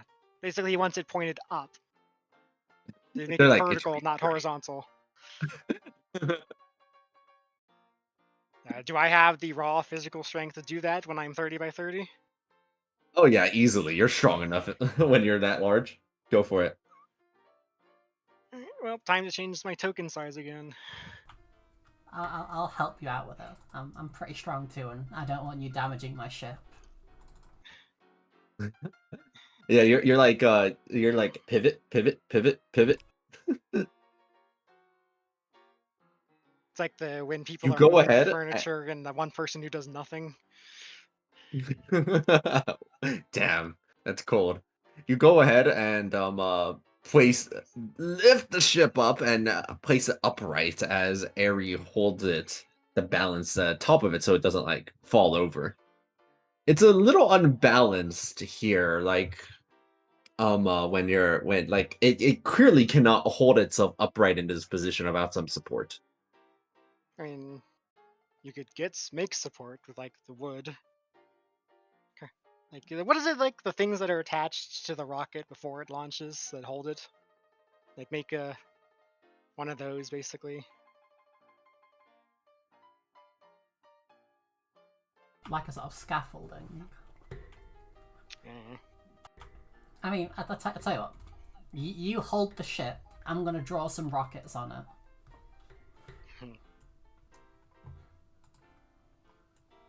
All right, Judea, so if that's the case, you're holding onto the ship and you're painting some rockets over onto it, Ray. Yeah, like side auxiliary rockets and some rockets on the back. Maybe Jojo will have to like lift it off the ground for that. But does that work? You go ahead and draw some little rocket symbols, and then occasionally, at little sort of sporadic intervals, the little parts that you drew the rockets on, they emit like a little stream of fiery energy, and then dissipate again, and then emit it again, and then it stops. Jajira, you're holding the boat in place, so it's not like flying off, but you can feel it has a little bit of momentum when you do this. Okay. Here's the plan. With all the remaining paint, we draw like, we paint the ship like we did the other one. So we'll do some like armor symbols. We'll do some like wing symbols because that reduced the weight of it. And we'll put rockets on the back of the sails.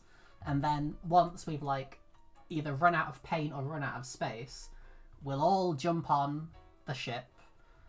The people with strength will like begin to throw the ship into the sky, and then we'll jump on as we're doing it, and then it'll fly to the moon. Any questions?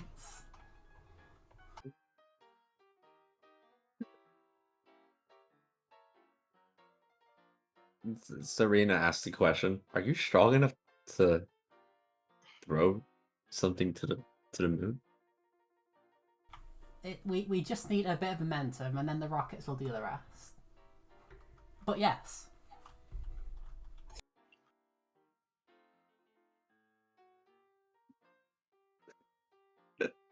Go ahead and make a persuasion check, Ray.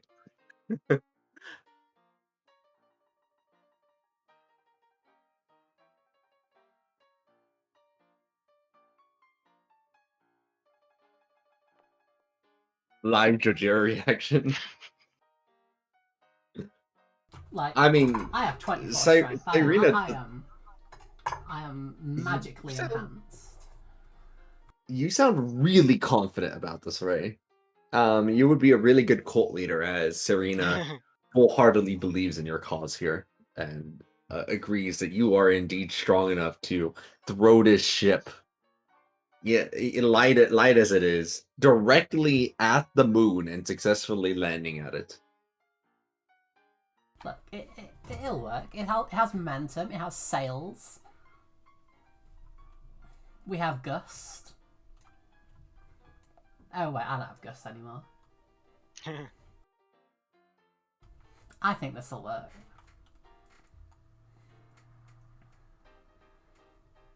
I just realized I have wind walk prepared again, but I don't think that will actually let us fucking leave orbit.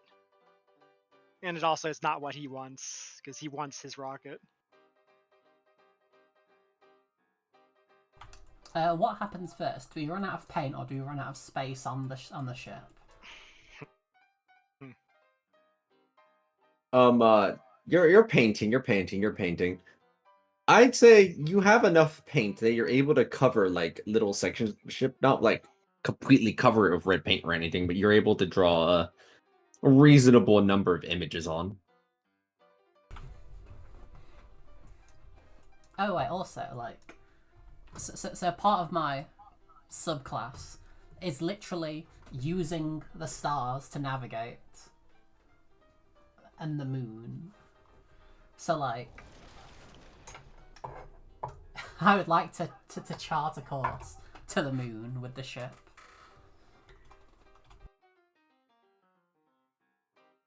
I am going to search, like, I'm going to commune with nature and ask about bodies of water and influence from other planes of existence. Sorry, could you repeat that request one more time? I am communing with nature and I am asking about bodies of water and influence from other planes of existence.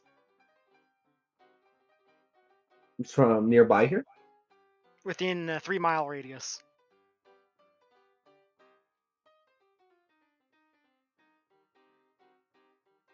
Okay, 1 second. I'm double checking something.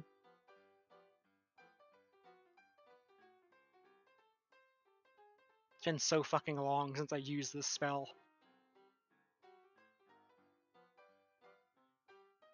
Influence from other planes of existence.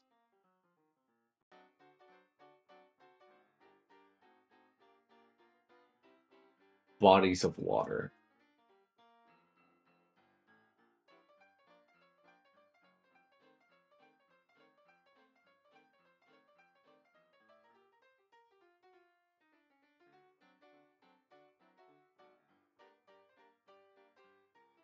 I'm trying to think about like whether or not this qualifies as a plane of existence is all.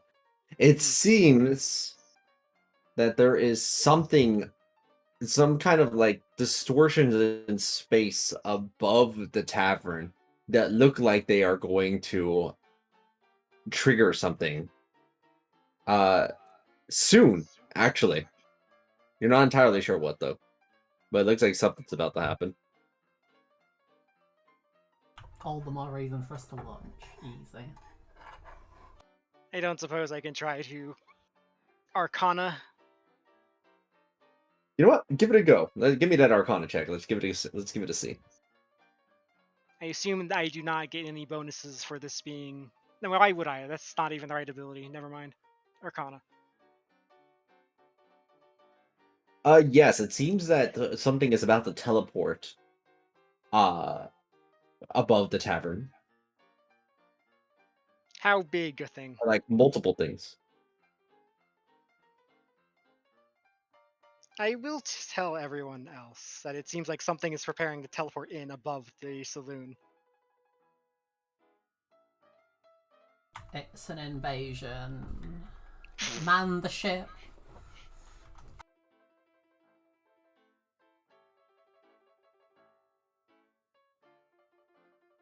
So I'm ready to throw a ship into the sky. What about everyone else? Do we want to do it before or see what happens? I'd rather be I don't know. above the thing that's going to be above us. I'm just worried about collision. We have a ship. What's the worst that could happen? We have an They armored also have ship. ships. We have but we have a ship reinforced with magical paint.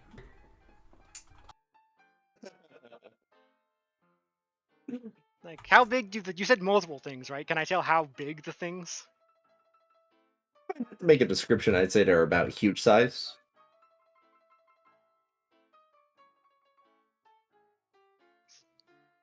Are there any?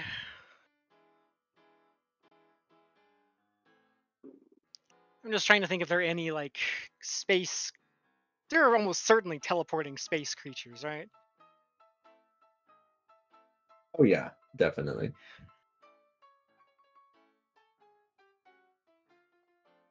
Fuck, man.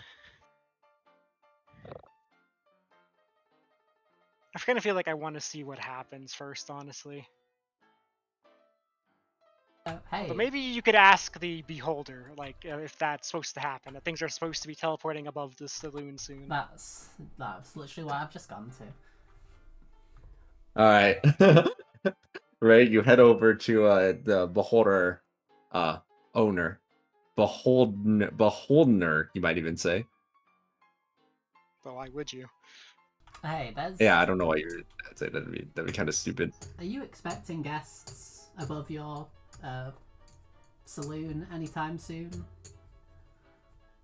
Expecting guests. I mean, we always have guests if that's what you're talking about. Okay. Every day it feels like we got a new guest flying in. As Even if that is exactly when it happens. Above the sky, they start falling down like rocks and crash over into the interior of the saloon through the ceiling.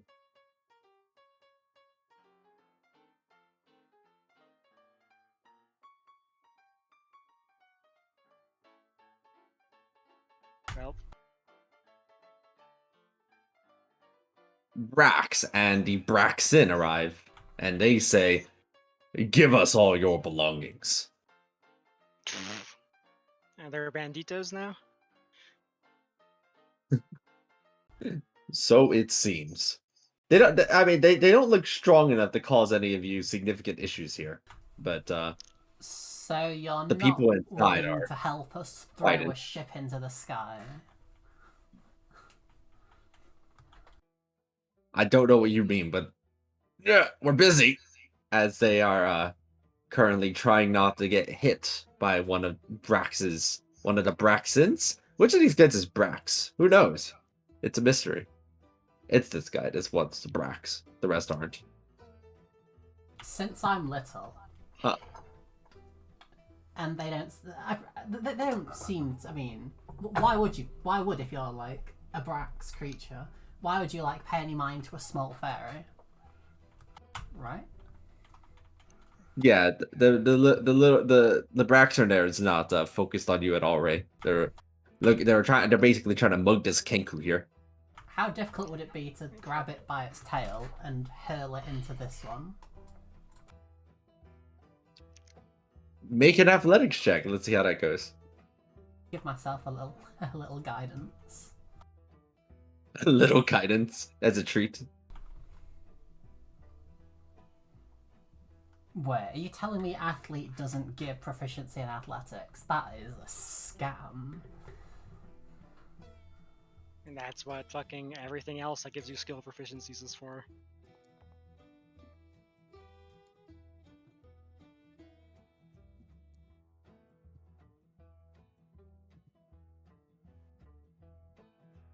Just checking something. Anyways, I'm going to try to set the ship down gently so I don't break it before I head in. I think the DC should be lower because he's not expecting it. I mean, isn't that what like advantage would signify or symbolize? Maybe. Let's see how they do. Oh my god, they rolled a 4. You yank the Braxton and throw them over here, crashing into the table.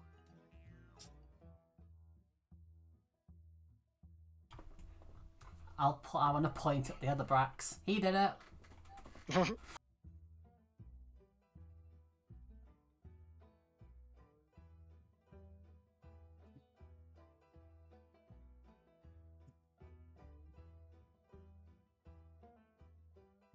This Braxton is going to try to hit you with their great club, but I don't anticipate that they have great luck in this.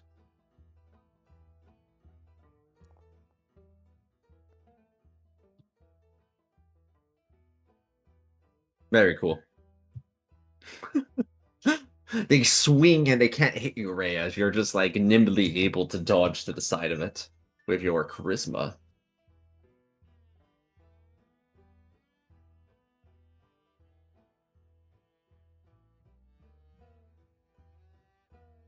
Did you just make your token do a full 360 as like a cool sick flip around the attacks?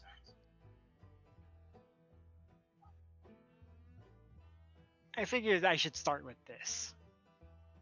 Oh, whoops, that should be 9 lower. One of them rolled a 20 and it's still not enough. I feel like a better thing is to start with this. Tranquility. All right, why not both? So first, as they're busy carousing around and just smashing things, and all the people around are trying to poke at them with their belongings and trying to hit them with chairs, and the whole place is a mess right now. First, they become too scared all of a sudden to continue on with their onslaught, and then second, they become exceedingly compliant, and you have taught Brax the error of their ways. So if they're like charmed, does that mean I can suggest them to do things? Like get all of them to throw a ship towards the moon? Let me go ahead and take a look over at what the Golden Mask Tranquility specifically says. An affected creature develops a powerful sense of empathy, causing it to become charmed toward everyone. Could you please elaborate on how you would like to convince Brax and Co. to use this empathy to throw a dragon mask?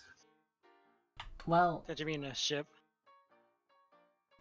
first I put the mask on and explain.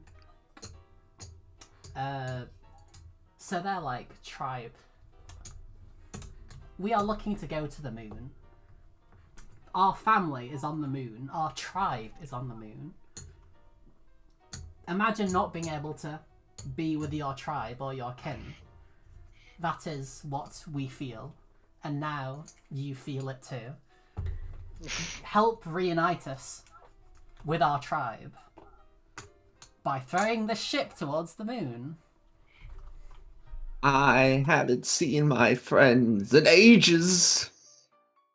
Please help us.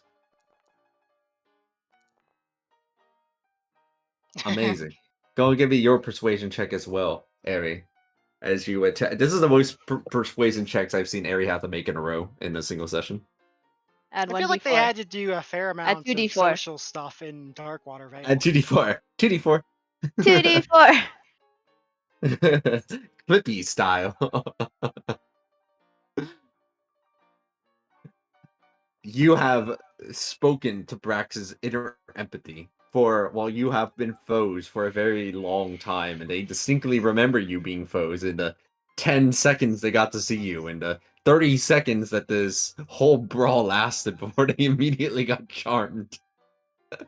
I feel like They say, we have had.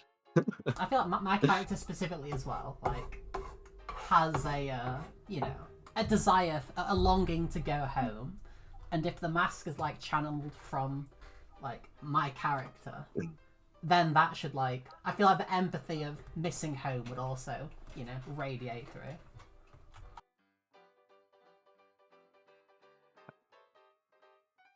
We have been enemies for so long, but I understand your pain and will help you.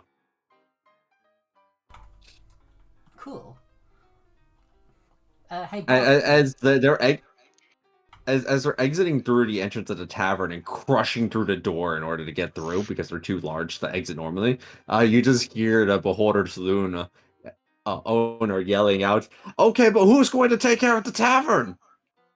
God dang it, Saloon! My roof's broken!"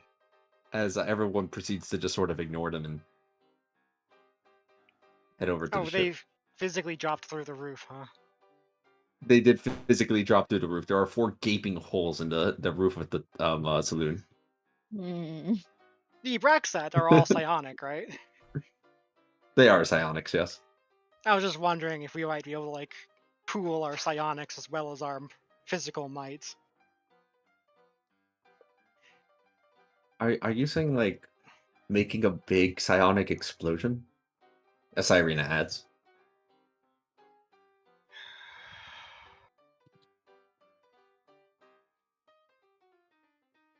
I'm going to telepathically ask Ray for permission to blame all of this on her if this does not go well.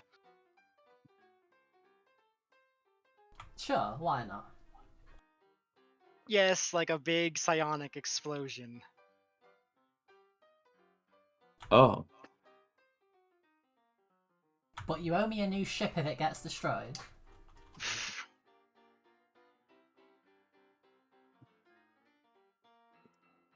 So you're pulling in your energy, Drajira.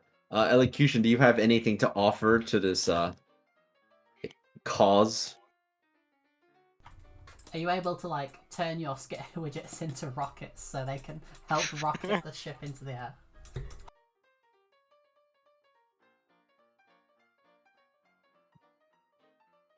You know, Elocution, there are cultists to make on the moon. I mean, the moon is theoretically like a really secure place for one of your portals.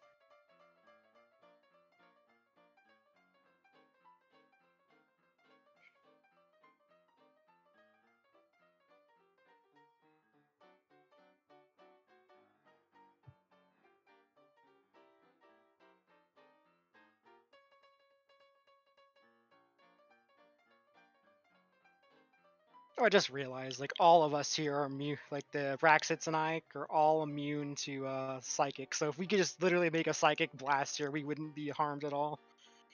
And neither would the ship, actually, because objects are immune to psychic. Go ahead and add some of your skitters onto the ship, Elocution.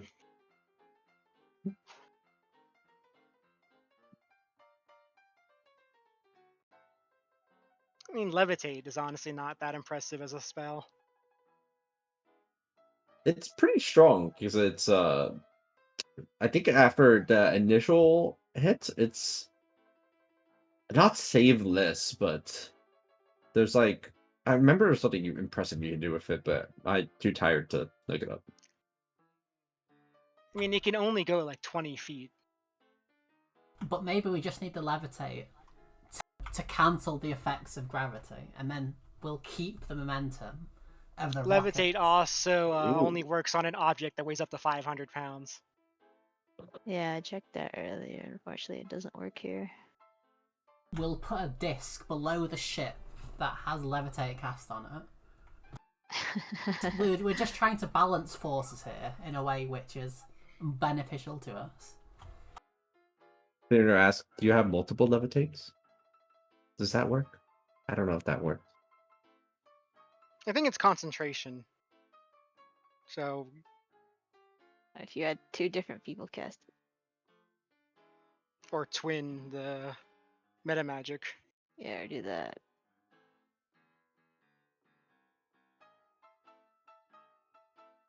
You know, it's weird. I don't I have am tallying up that. telekinesis. I do have like a little notepad tallying up some stuff just to make it clear.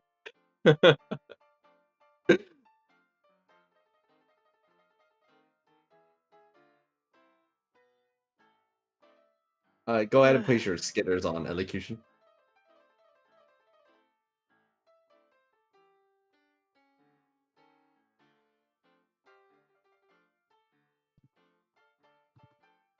Man, I hope if like this fucking crash lands and the plasmoid fucking splashes, like we don't get a bad end.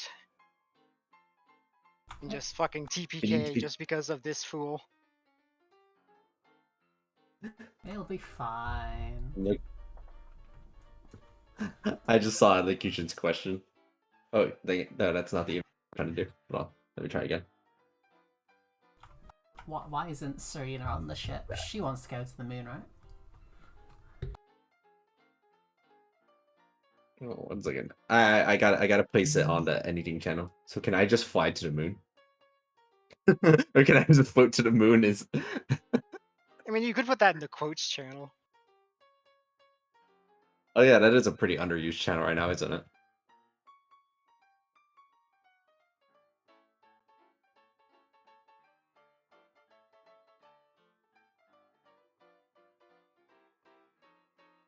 It's true. That is true, elocution.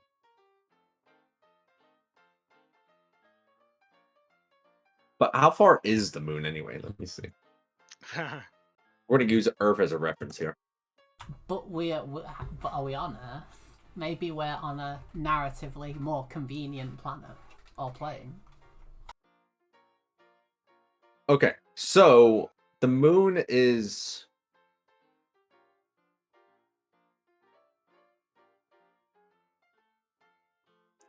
It is. It is. Oh, that's a lot of zeros. Hold on. Give me a second. 1,261,000,000 feet away. So, Should you put if that in you, miles? yes, in miles,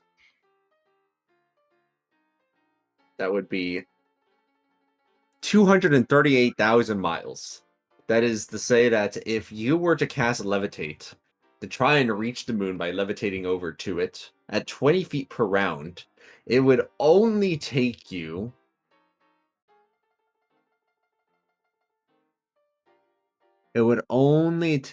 63 million rounds to get there.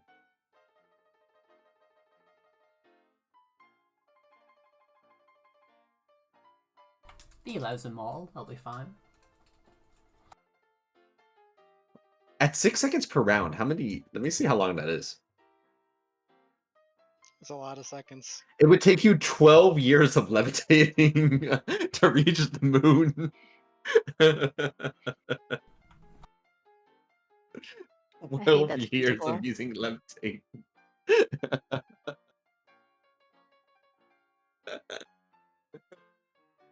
Just imagining going, I must go. My people need me. I'll see you in 12 years. And you have the Actually, at some fucking point when you're like in between the Earth and the moon, you're going to just kind of get like shunted off from existence, huh? I mean, the space race was what, about 20 years? So, you know, you're beating the space race. Elocution says, "All I got is time, baby." Let's be realistic. By the time I hit 0G, can I start using Eldritch Blast to propel myself the rest of the way? How fast is an Eldritch Blast? That's true. See, that's There You- does come a point when we no longer need levitate simply because of gravity. I mean, that's what this whole operation Lack is based of gravity. So would you be Eldritch blasting like the Earth?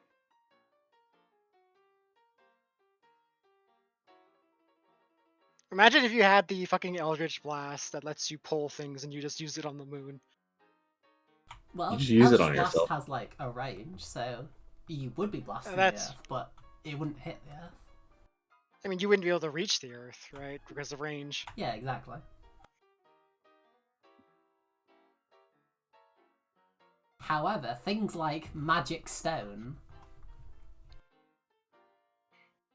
could cause a few dinosaur extinctions with magic stone at the right distance. And Eldritch Blast was a ranged touch attack in 3.5, so it targeted touch AC, which is like much lower than regular AC. So like any kind of dexterity or dodge bonus was like the only kind of bonus that applied to it. Any kind of armor didn't. Right, so here's what we got so far. You have a lot of psionic energy ready to go, and you also have the boat enhanced to survive a sort of initial explosion. You got a crew on board and a plasmoid ready to go with this They don't have their fancy little rock on them anymore. You do have for a sense of reference, you will need about 15,000 kilograms of explosive force to get this thing out of the atmosphere. That does not mean Um, anything to me. it is A sorry, lot. it's like having 15 metric tons of TNT. Call me TNT.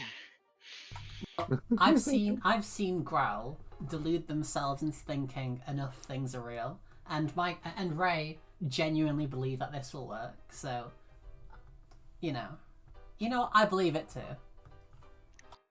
And Jajira thinks this is completely ridiculous, but it's ridiculous in a way that theoretically could work in the space of a dreamscape.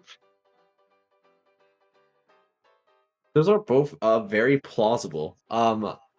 Ray, please make a deception check. Hell yeah.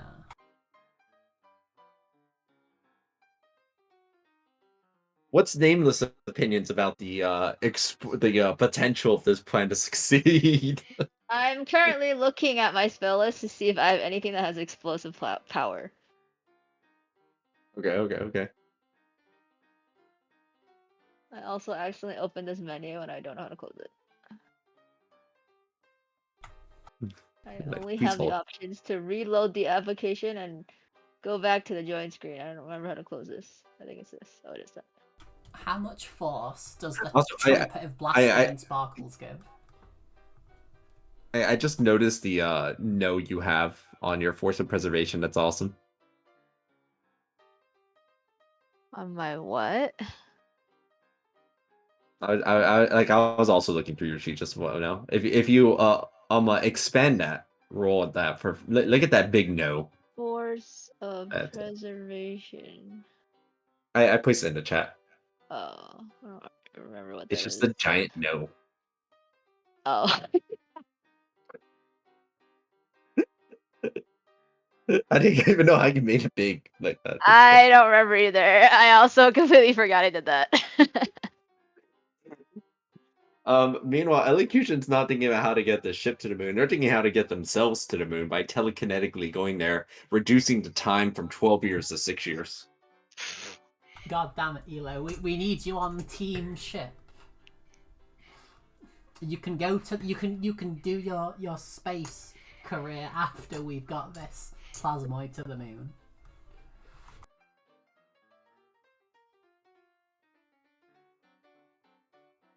Alright. I don't know how we can create force, but I do have a way that we can more easily apply force. I have the resilient sphere, Autolocate resilient sphere spell, which can help us if we decide to, like, you know, throw a huge laser or Eldritch Blast or whatever the heck towards the boat in an attempt to propel it forward. But I don't actually have anything that can generate force. There has to be like some nice level spell that can do this, right? Wish. I have Mage Hand. That's all I got. Every little I mean, helps. if that's they have nothing else, you've got a strength stat and a huge size. I have a strength stat. Oh, I like so rather than doing this from like a standing position, why don't all the characters put the ship on their back like they're carrying a coffin, and then they sort of all start running, and then they throw it like a javelin or a shot put without the spinning. Unless you think the spinning would help, then we do the spinning. Well, the spinning helps to stabilize the trajectory, or like the tips, so that it doesn't move off of trajectory. But we are also quite aerodynamic, and in the sense that we'll probably just go in the direction of where we're aimed because of the shape, right? They only have to spin when it's a ball. Yeah. Alright, cool. We're probably going to spin then. But yeah, that's what I propose. Pillar of Flame generate any sort of Force. I'd say yeah. But also Cyrena will as you're considering things will kind of gently be like, maybe you can be part of their crew. That's not a bad idea, in case, something happens. I mean, if nothing else, you being on the plasmoids where he doesn't die horribly could be useful.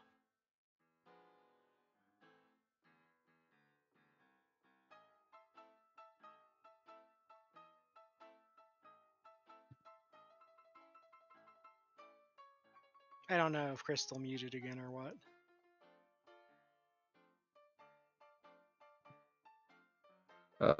While they're giving their thought on that, give me a second. I just realized I can do something really funny. One moment. If I do this, and I do this, and I do this. There's always arcane hand.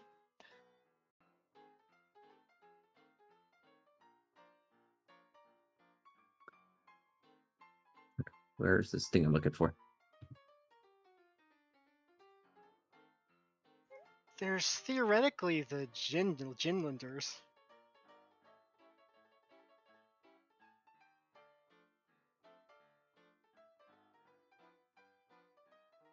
There Ah, is. so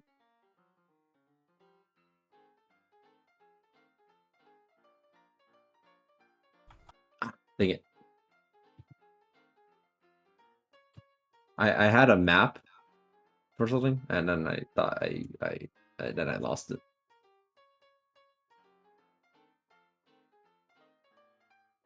Please hold. You Did can we continue to think while cast I find. reduce on the ship? We could. That wouldn't be That'd as make it- cool. It'd make it a lot lighter though, and a lot more feasible to yeet out into space. Yeah. Are you I forgot for reduce? Are you able to also end concentration on it early and Why? return something to its original side? Why?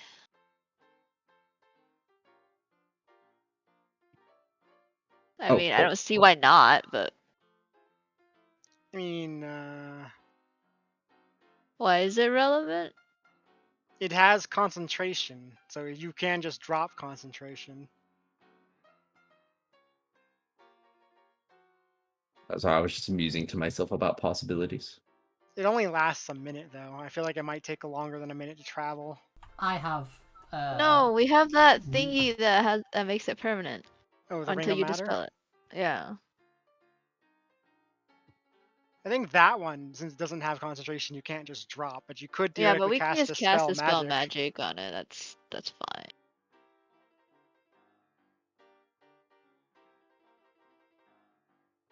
Is that what you would like to do then? Or are you still considering what you'll be doing? How Also, much force do we need, uh, theoretically, if we were to do that? It would reduce it to like 1/8 the weight, so we might need a lot less force.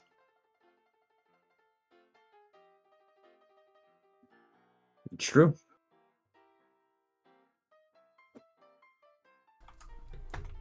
Ray will go along with it, but she is unhappy that we're going to make this ship smaller. Also, I've got like I can cast enlarge reduce and just have it permanent until my concentration breaks, which would be more efficient than using a dispel magic in terms of slots.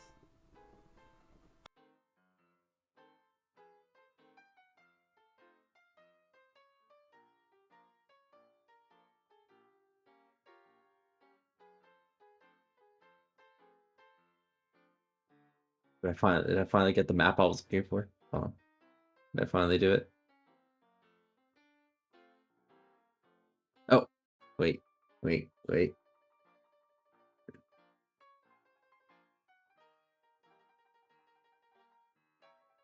Ah, yeah, that's what I was looking for.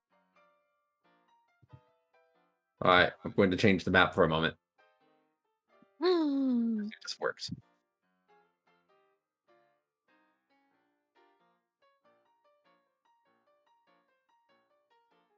Please hold.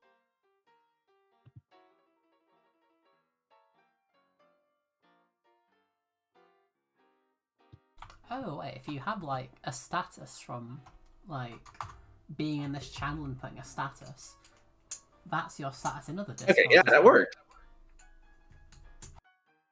At least I think it worked. Hang on, I'll be right back. Yeah, do you see the map? Is the ship I now don't see smaller? anything different. Okay. The saloon is supposed to look different now. That's why. Oh, all the tables have like been knocked over. Yeah, there we go. Oh, that. Everything's been knocked over. I spent a considerable amount of effort just to be able to do that. It's not even that impressive. I just wanted to make it happen. But yeah, I Oh, I guess I will reduce the ship. All right. The ship is currently reduced. Although you have plans to potentially unreduce it later? Question mark. Yeah, well, it's concentration, so I can just end it whenever. And I will put the light cantrip at the bow, the brightest one I can muster.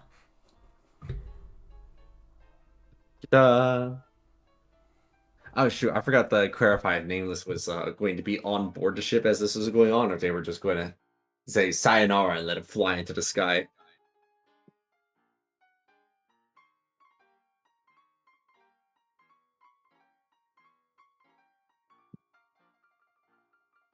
And they said, "Be right back." We may never find out the answer.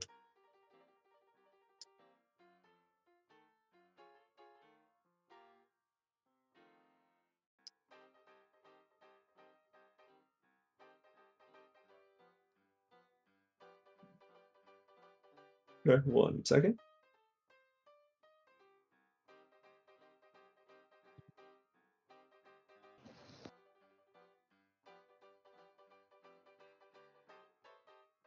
All right, there we go. All right, so Ray, you are on the ship with Holly as well. You've casted light on the top of it, and uh, you're boarding on. Elocution, you sent your crew to hop on ship to be your envoys of the void. Jajira, you are holding the ship in position along with your fellow Braxit friends here who are ready to give a big psionic burst of energy to this, and also to use a bit of their physical might as well to propel the ship higher up. And Nameless said that they had reduced the ship down. And I think the only question is whether or not they are on the ship itself.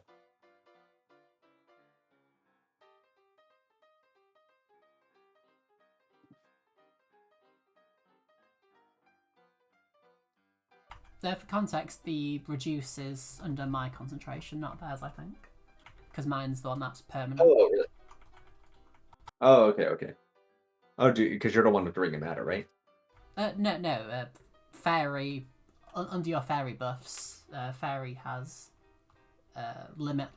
unlimited concentration on, unlimited duration on large reduce and fairy fire. Oh, right. I totally forgot about that. That's kind of cool. All right. Well, we'll figure out if they are on the ship when they return. In the meantime, Elocution, I guess you could be the radio control tower here with the countdown and everything. It just feels thematically appropriate this way.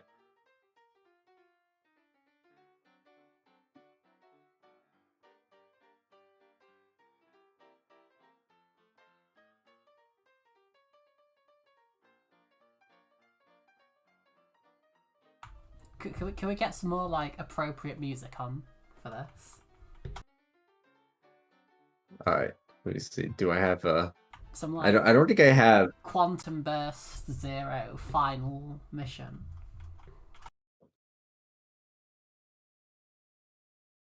Oh, let me see. I might have something, but I have to go and manually upload.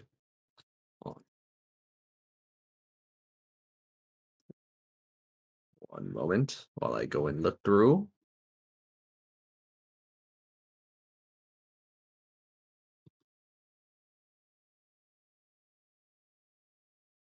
Let me see about this one. Hold on.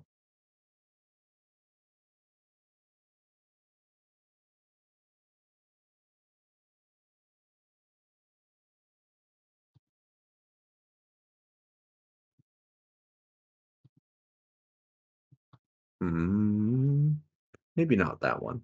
Let me look at this one then.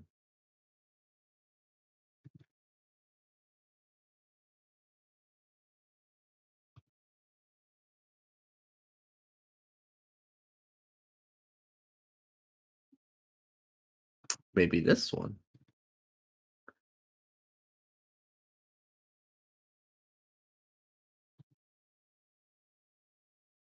Maybe this one.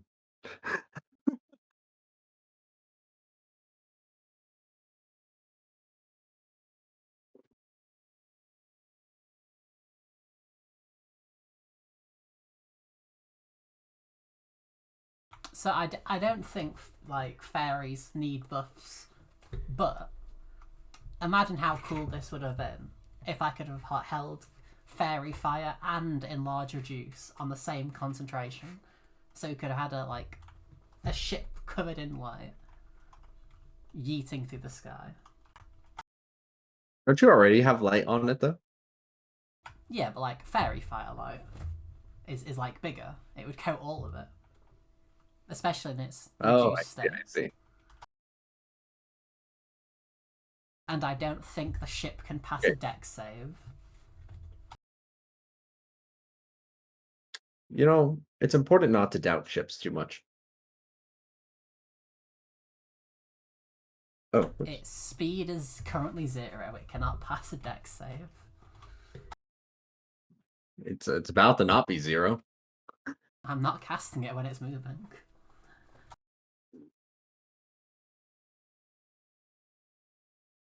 That's fair. Where is this? Where did I set this?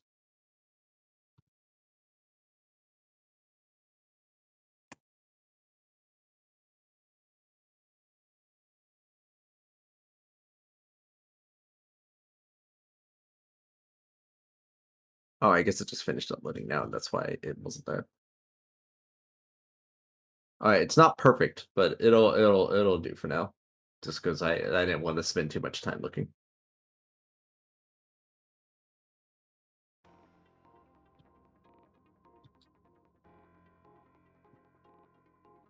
All right, Elocution.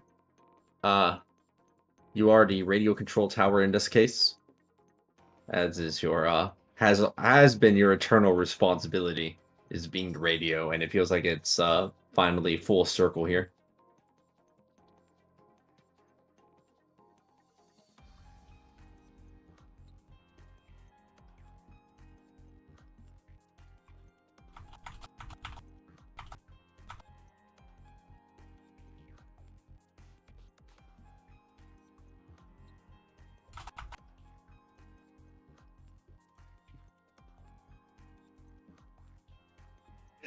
This is Pink Ship Actual. Well, that answers the name question. The ship is like was canonically painted pink when we got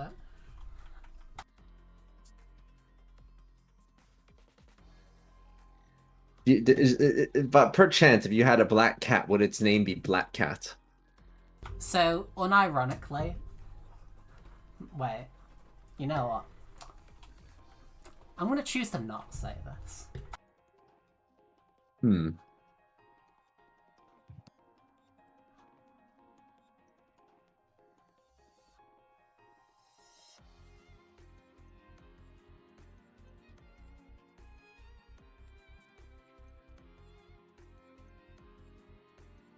Jamie is typing.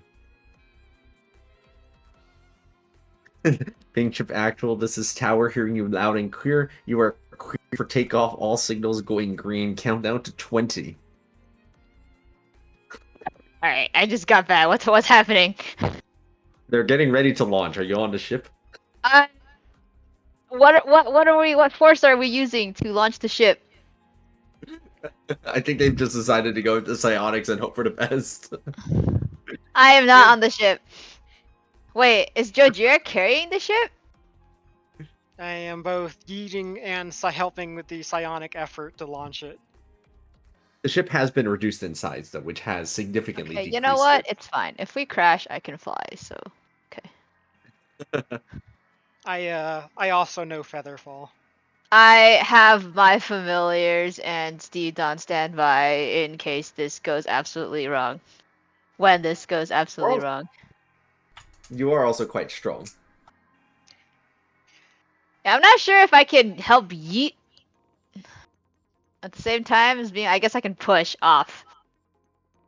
I don't know if that helped at all. I don't know how that would work. I mean, I do feel like we do get TPK'd if the plasmoid dies, so just being on him so he doesn't die, honestly, might be the Sure. best idea.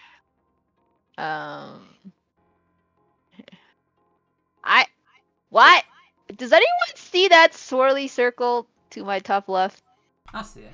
Looks like a spell. I It looks don't like know what bless. that is. Looks I don't like have your bless on. That's your resolve. Is it? Yeah. Oh, you took off the bless that's and what we're it's gone. Yeah, now. I put bless on and then I took it off, so I guess it's a bless bug again. Heckin' Oh, I bless. see. Blast book again. Alright, like you should said, pink chip action. Please confirm you are going against protocol for this launch. You will receive a number. Please confirm you are ready for your write-off. They said confirmed 5. Is it possible to channel my resolve into this ship?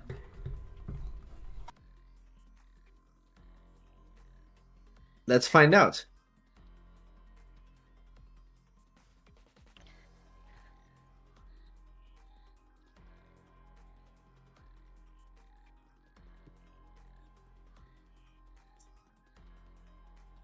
Alright, I'm just waiting for elocution's countdown. Unless it was... unless it was by counting in 20, it is Ray's responsibility to count them? I'm not sure. Let's see. Jamie is typing. Is it ever the pilot's duty to count down? Well, I was no. I was just yeeting it down from 20.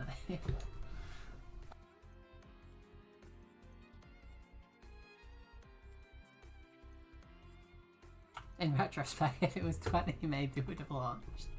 But it's fine. Sometimes we have to break protocol, even if it's less efficient.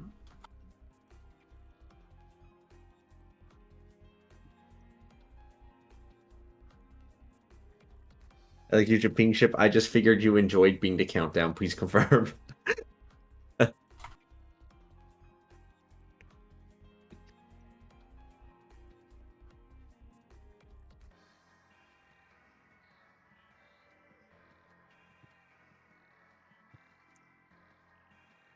This is ping ship actual. That's your job, Tower. I feel like I recognize parts of this track. It's on my stream playlist, so maybe that's why. Maybe.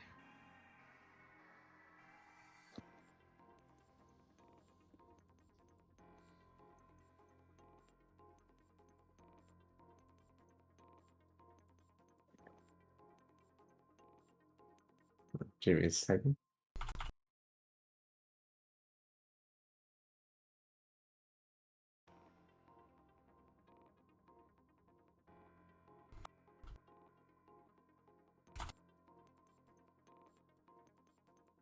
Five, 3, 2, 1. As they hit 0 Jujura.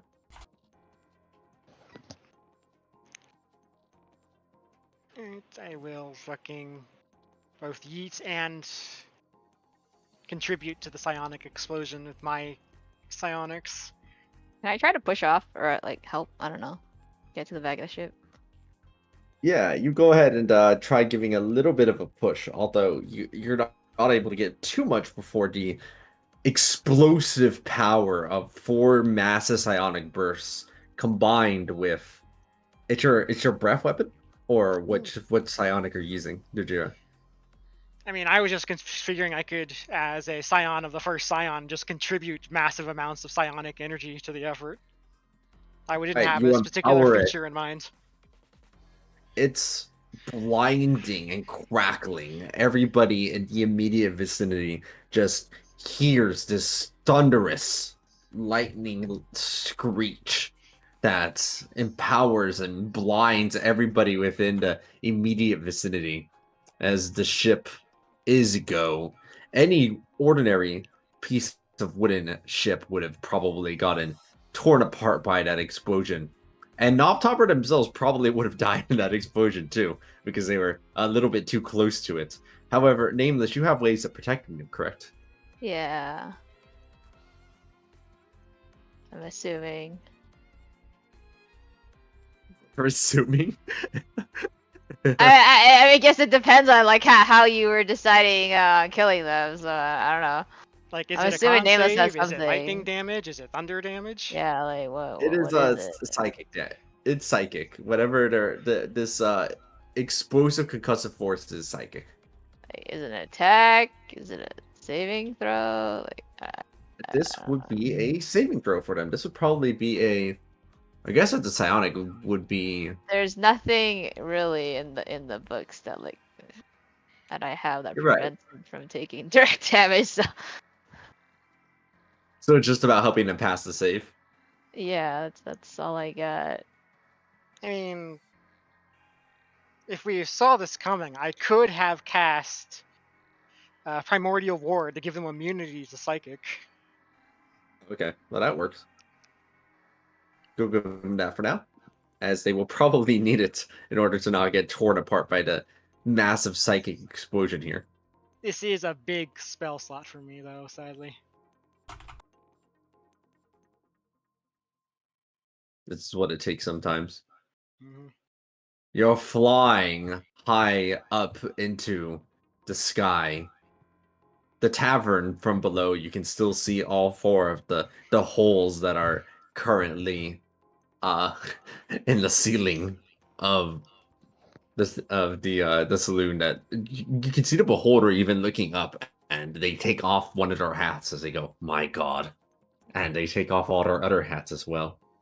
Every single one of them is doing a little "My God" uh, eyeball pose, staring at this ship, steering high, high, high into the sky. It's going quite fast. You're all making a good headway, but you are starting to notice that you're starting to lose a bit of your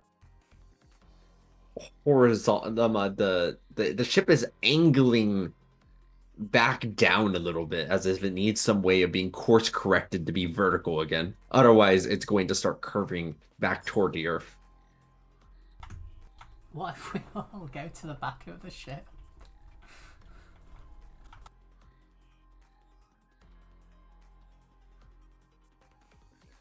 What was it you said, Ray? What if we all go to the back of the ship? Try and course correct it. Also, Hey, does Dimension Door act like you know like Portal? Do you maintain your velocity when you use Dimension Door? I'd say yes. Okay, maybe I'll save that for later. Hang on, I might have something else that I just found. Oh, this is on the ground. Damn. Wait, is Dimension Door also on the ground?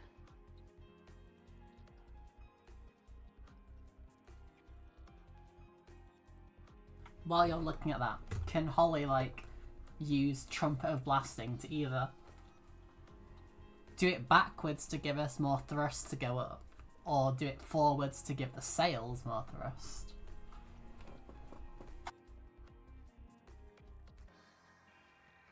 Yeah, that, but either one of those is definitely possible. So Holly just keeps on like spouting out some trumpets to keep the a little bit of extra momentum onto it. Yeah, every 6 seconds. It's blasting after all.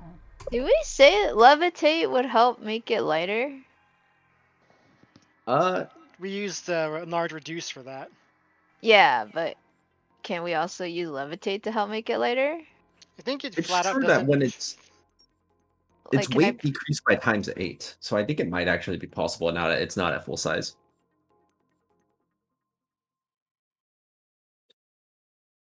Could But I with say I levitate, use that? Yeah, to help yes, with the weight. that does help because it means that it is much easier to correct its course at this point.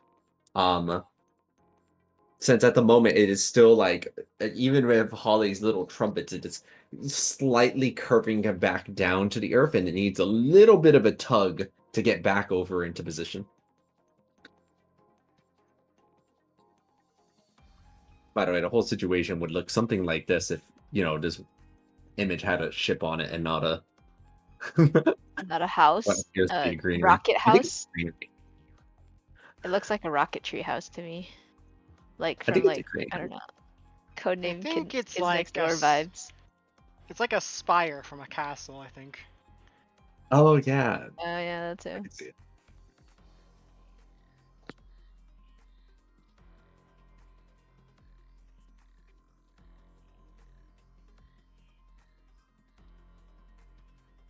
All right, Holly's doing their best to use their trumpet to put some more vertical momentum over onto this. I can blast with firebolt. Mage hand can hold 10 pounds, guys.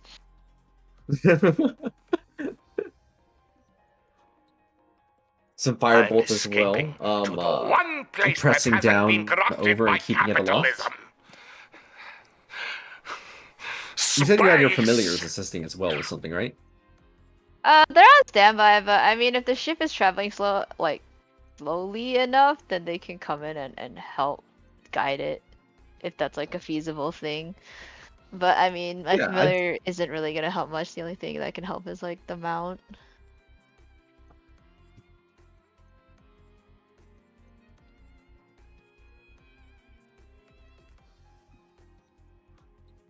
Wait 1 second.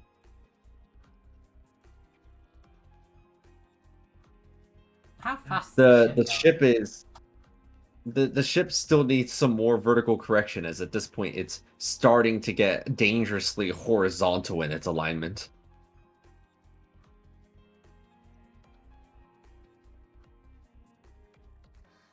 Yeah, how fast is the ship going? It's still keeping up a sizable amount of speed.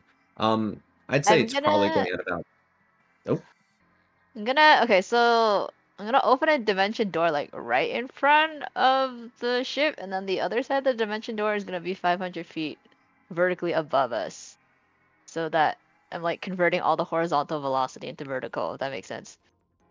oh, I see. So it's kind of like it is thinking with portals. So like as you're Yeah, like with exiting, like the portal. Can I do that? yeah, I'd say it's feasible. I don't see any Okay. reason why dimension door has to be restricted to like keeping your vertical and or horizontal orientation. You dimension door in such a way that the ship's alignment has been once again fixed as it continues its trajectory up over into the atmosphere. Thankfully, it seems that inside of this dreamscape, normally this amount of concussive force would not be enough to escape from the atmosphere, but it is enough inside of this reality as you find yourself beginning to feel weightless into the darkness of space. I put on my helmet thing that helps me breathe. I forgot what it's called.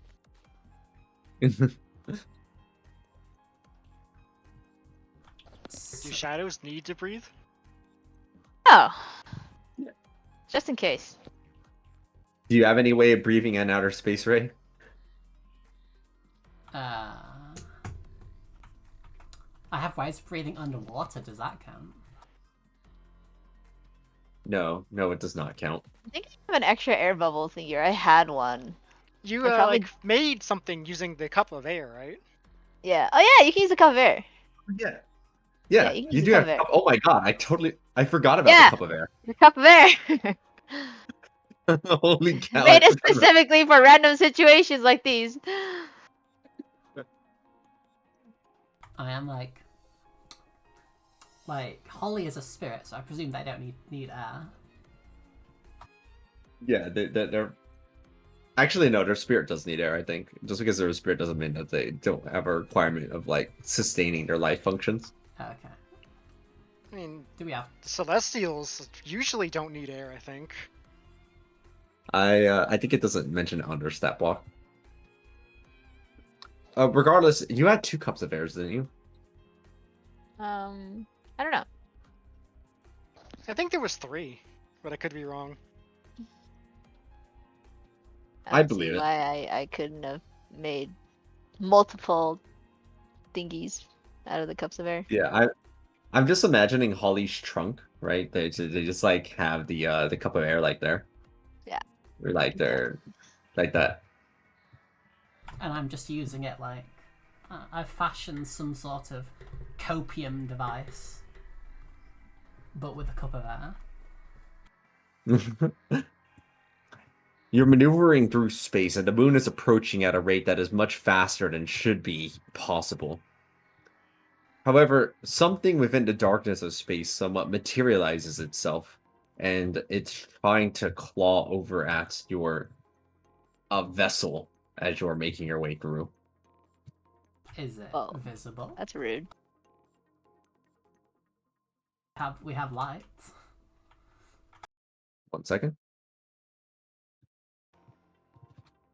Ah! An asteroid spider is making an attempt onto your vessel. Oh, good. Wait. We're in 0G now, right? You are in 0G. I release concentration. Get him! Now in 0, the asteroid spider looks like it's trying to find an easy meal, but it gets repelled by the sudden enlargement of the ship. It's still trying to make some attacks onto the ship, though, although these are much less effective now that the ship is larger.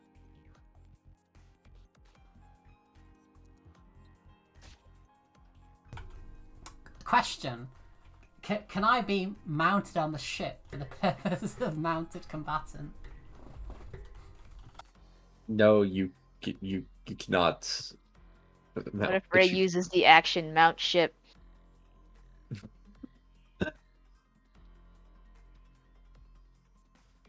Alright. I'm gonna. Oh wait, you know what? Mask. Go away. Tranquility. Go away from our ship. You're literally shining a light at it. It has to use a legendary resistance to successfully go past. So it Alright, only that's seems to have a actually pretty- limited number of those. You can't just say no when someone asks you to calm down, buddy. Yo, Jamie, can you get your skitters to stun this thing?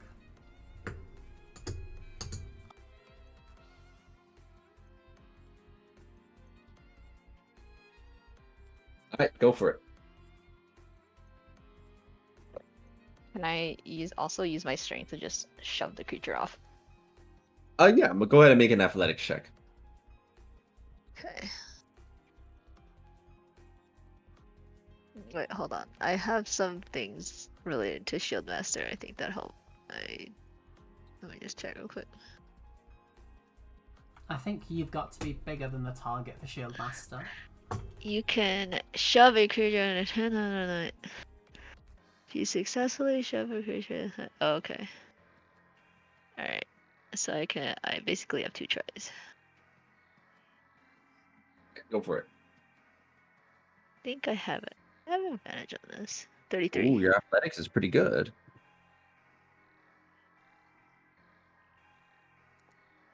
You shove off one of its legs as it's beginning, and it's already lost part of its grip because of the ship suddenly enlarging, and this has made it lose its grip even further. It attempts to stab down onto Knob Topper because it's trying to get a meal out of this before it loses itself. Can It misses. Oh wait, we got you there. Never mind. Yeah, you do it. Yeah, this is your domain.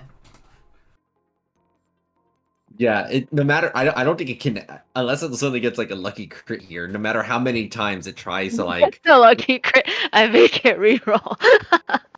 yeah. It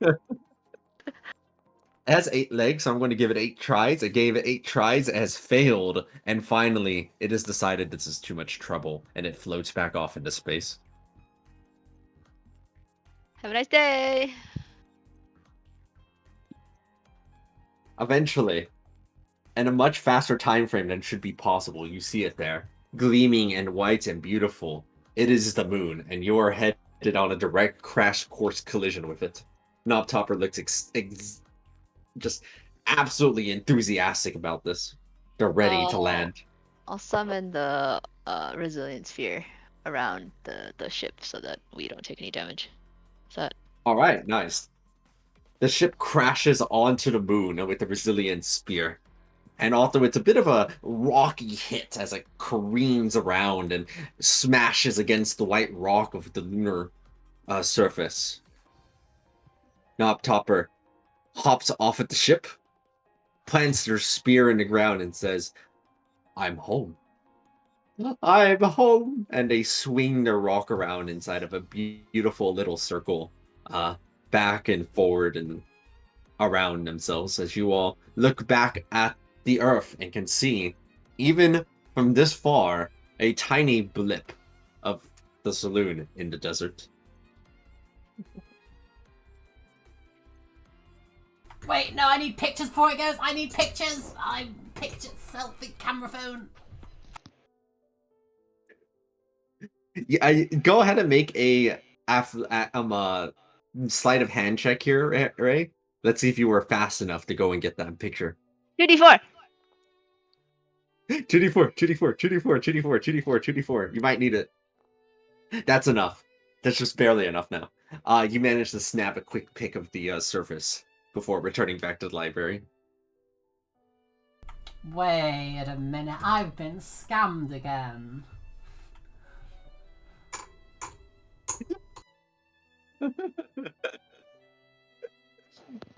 As that ends the session, I have to go and get to work. Goodbye, say goodbye to your money. You have all earned further resolve for your efforts here in getting Knob Topper to the moon. Cool.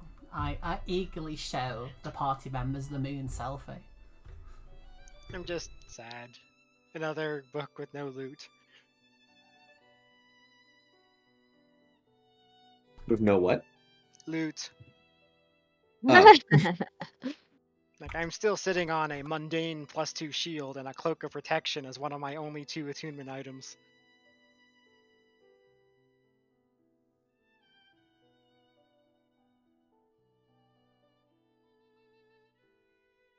Guys, All only right. from the start. That is the end of the session, though. So I have to start getting ready for work. Thank you all, as always, for joining, and see you next time. We have just 3 more sessions left, basically. Okay. Until the TY. boss fight, or like until the end of the session, the game completely. Hey, I see. we're getting there. We're almost there. The only loot Ray needs is that one of her plans actually work. Interestingly, this means that this campaign, even though like it's lasted a lot longer than my previous ones, hasn't been that many more sessions over them. I think Curse of Strahd ended at session 55, and this one's going to end at 62. There's been a lot of missed sessions. Yeah, I just thought that was interesting. All right, audio show. Thanks for the session. Bye.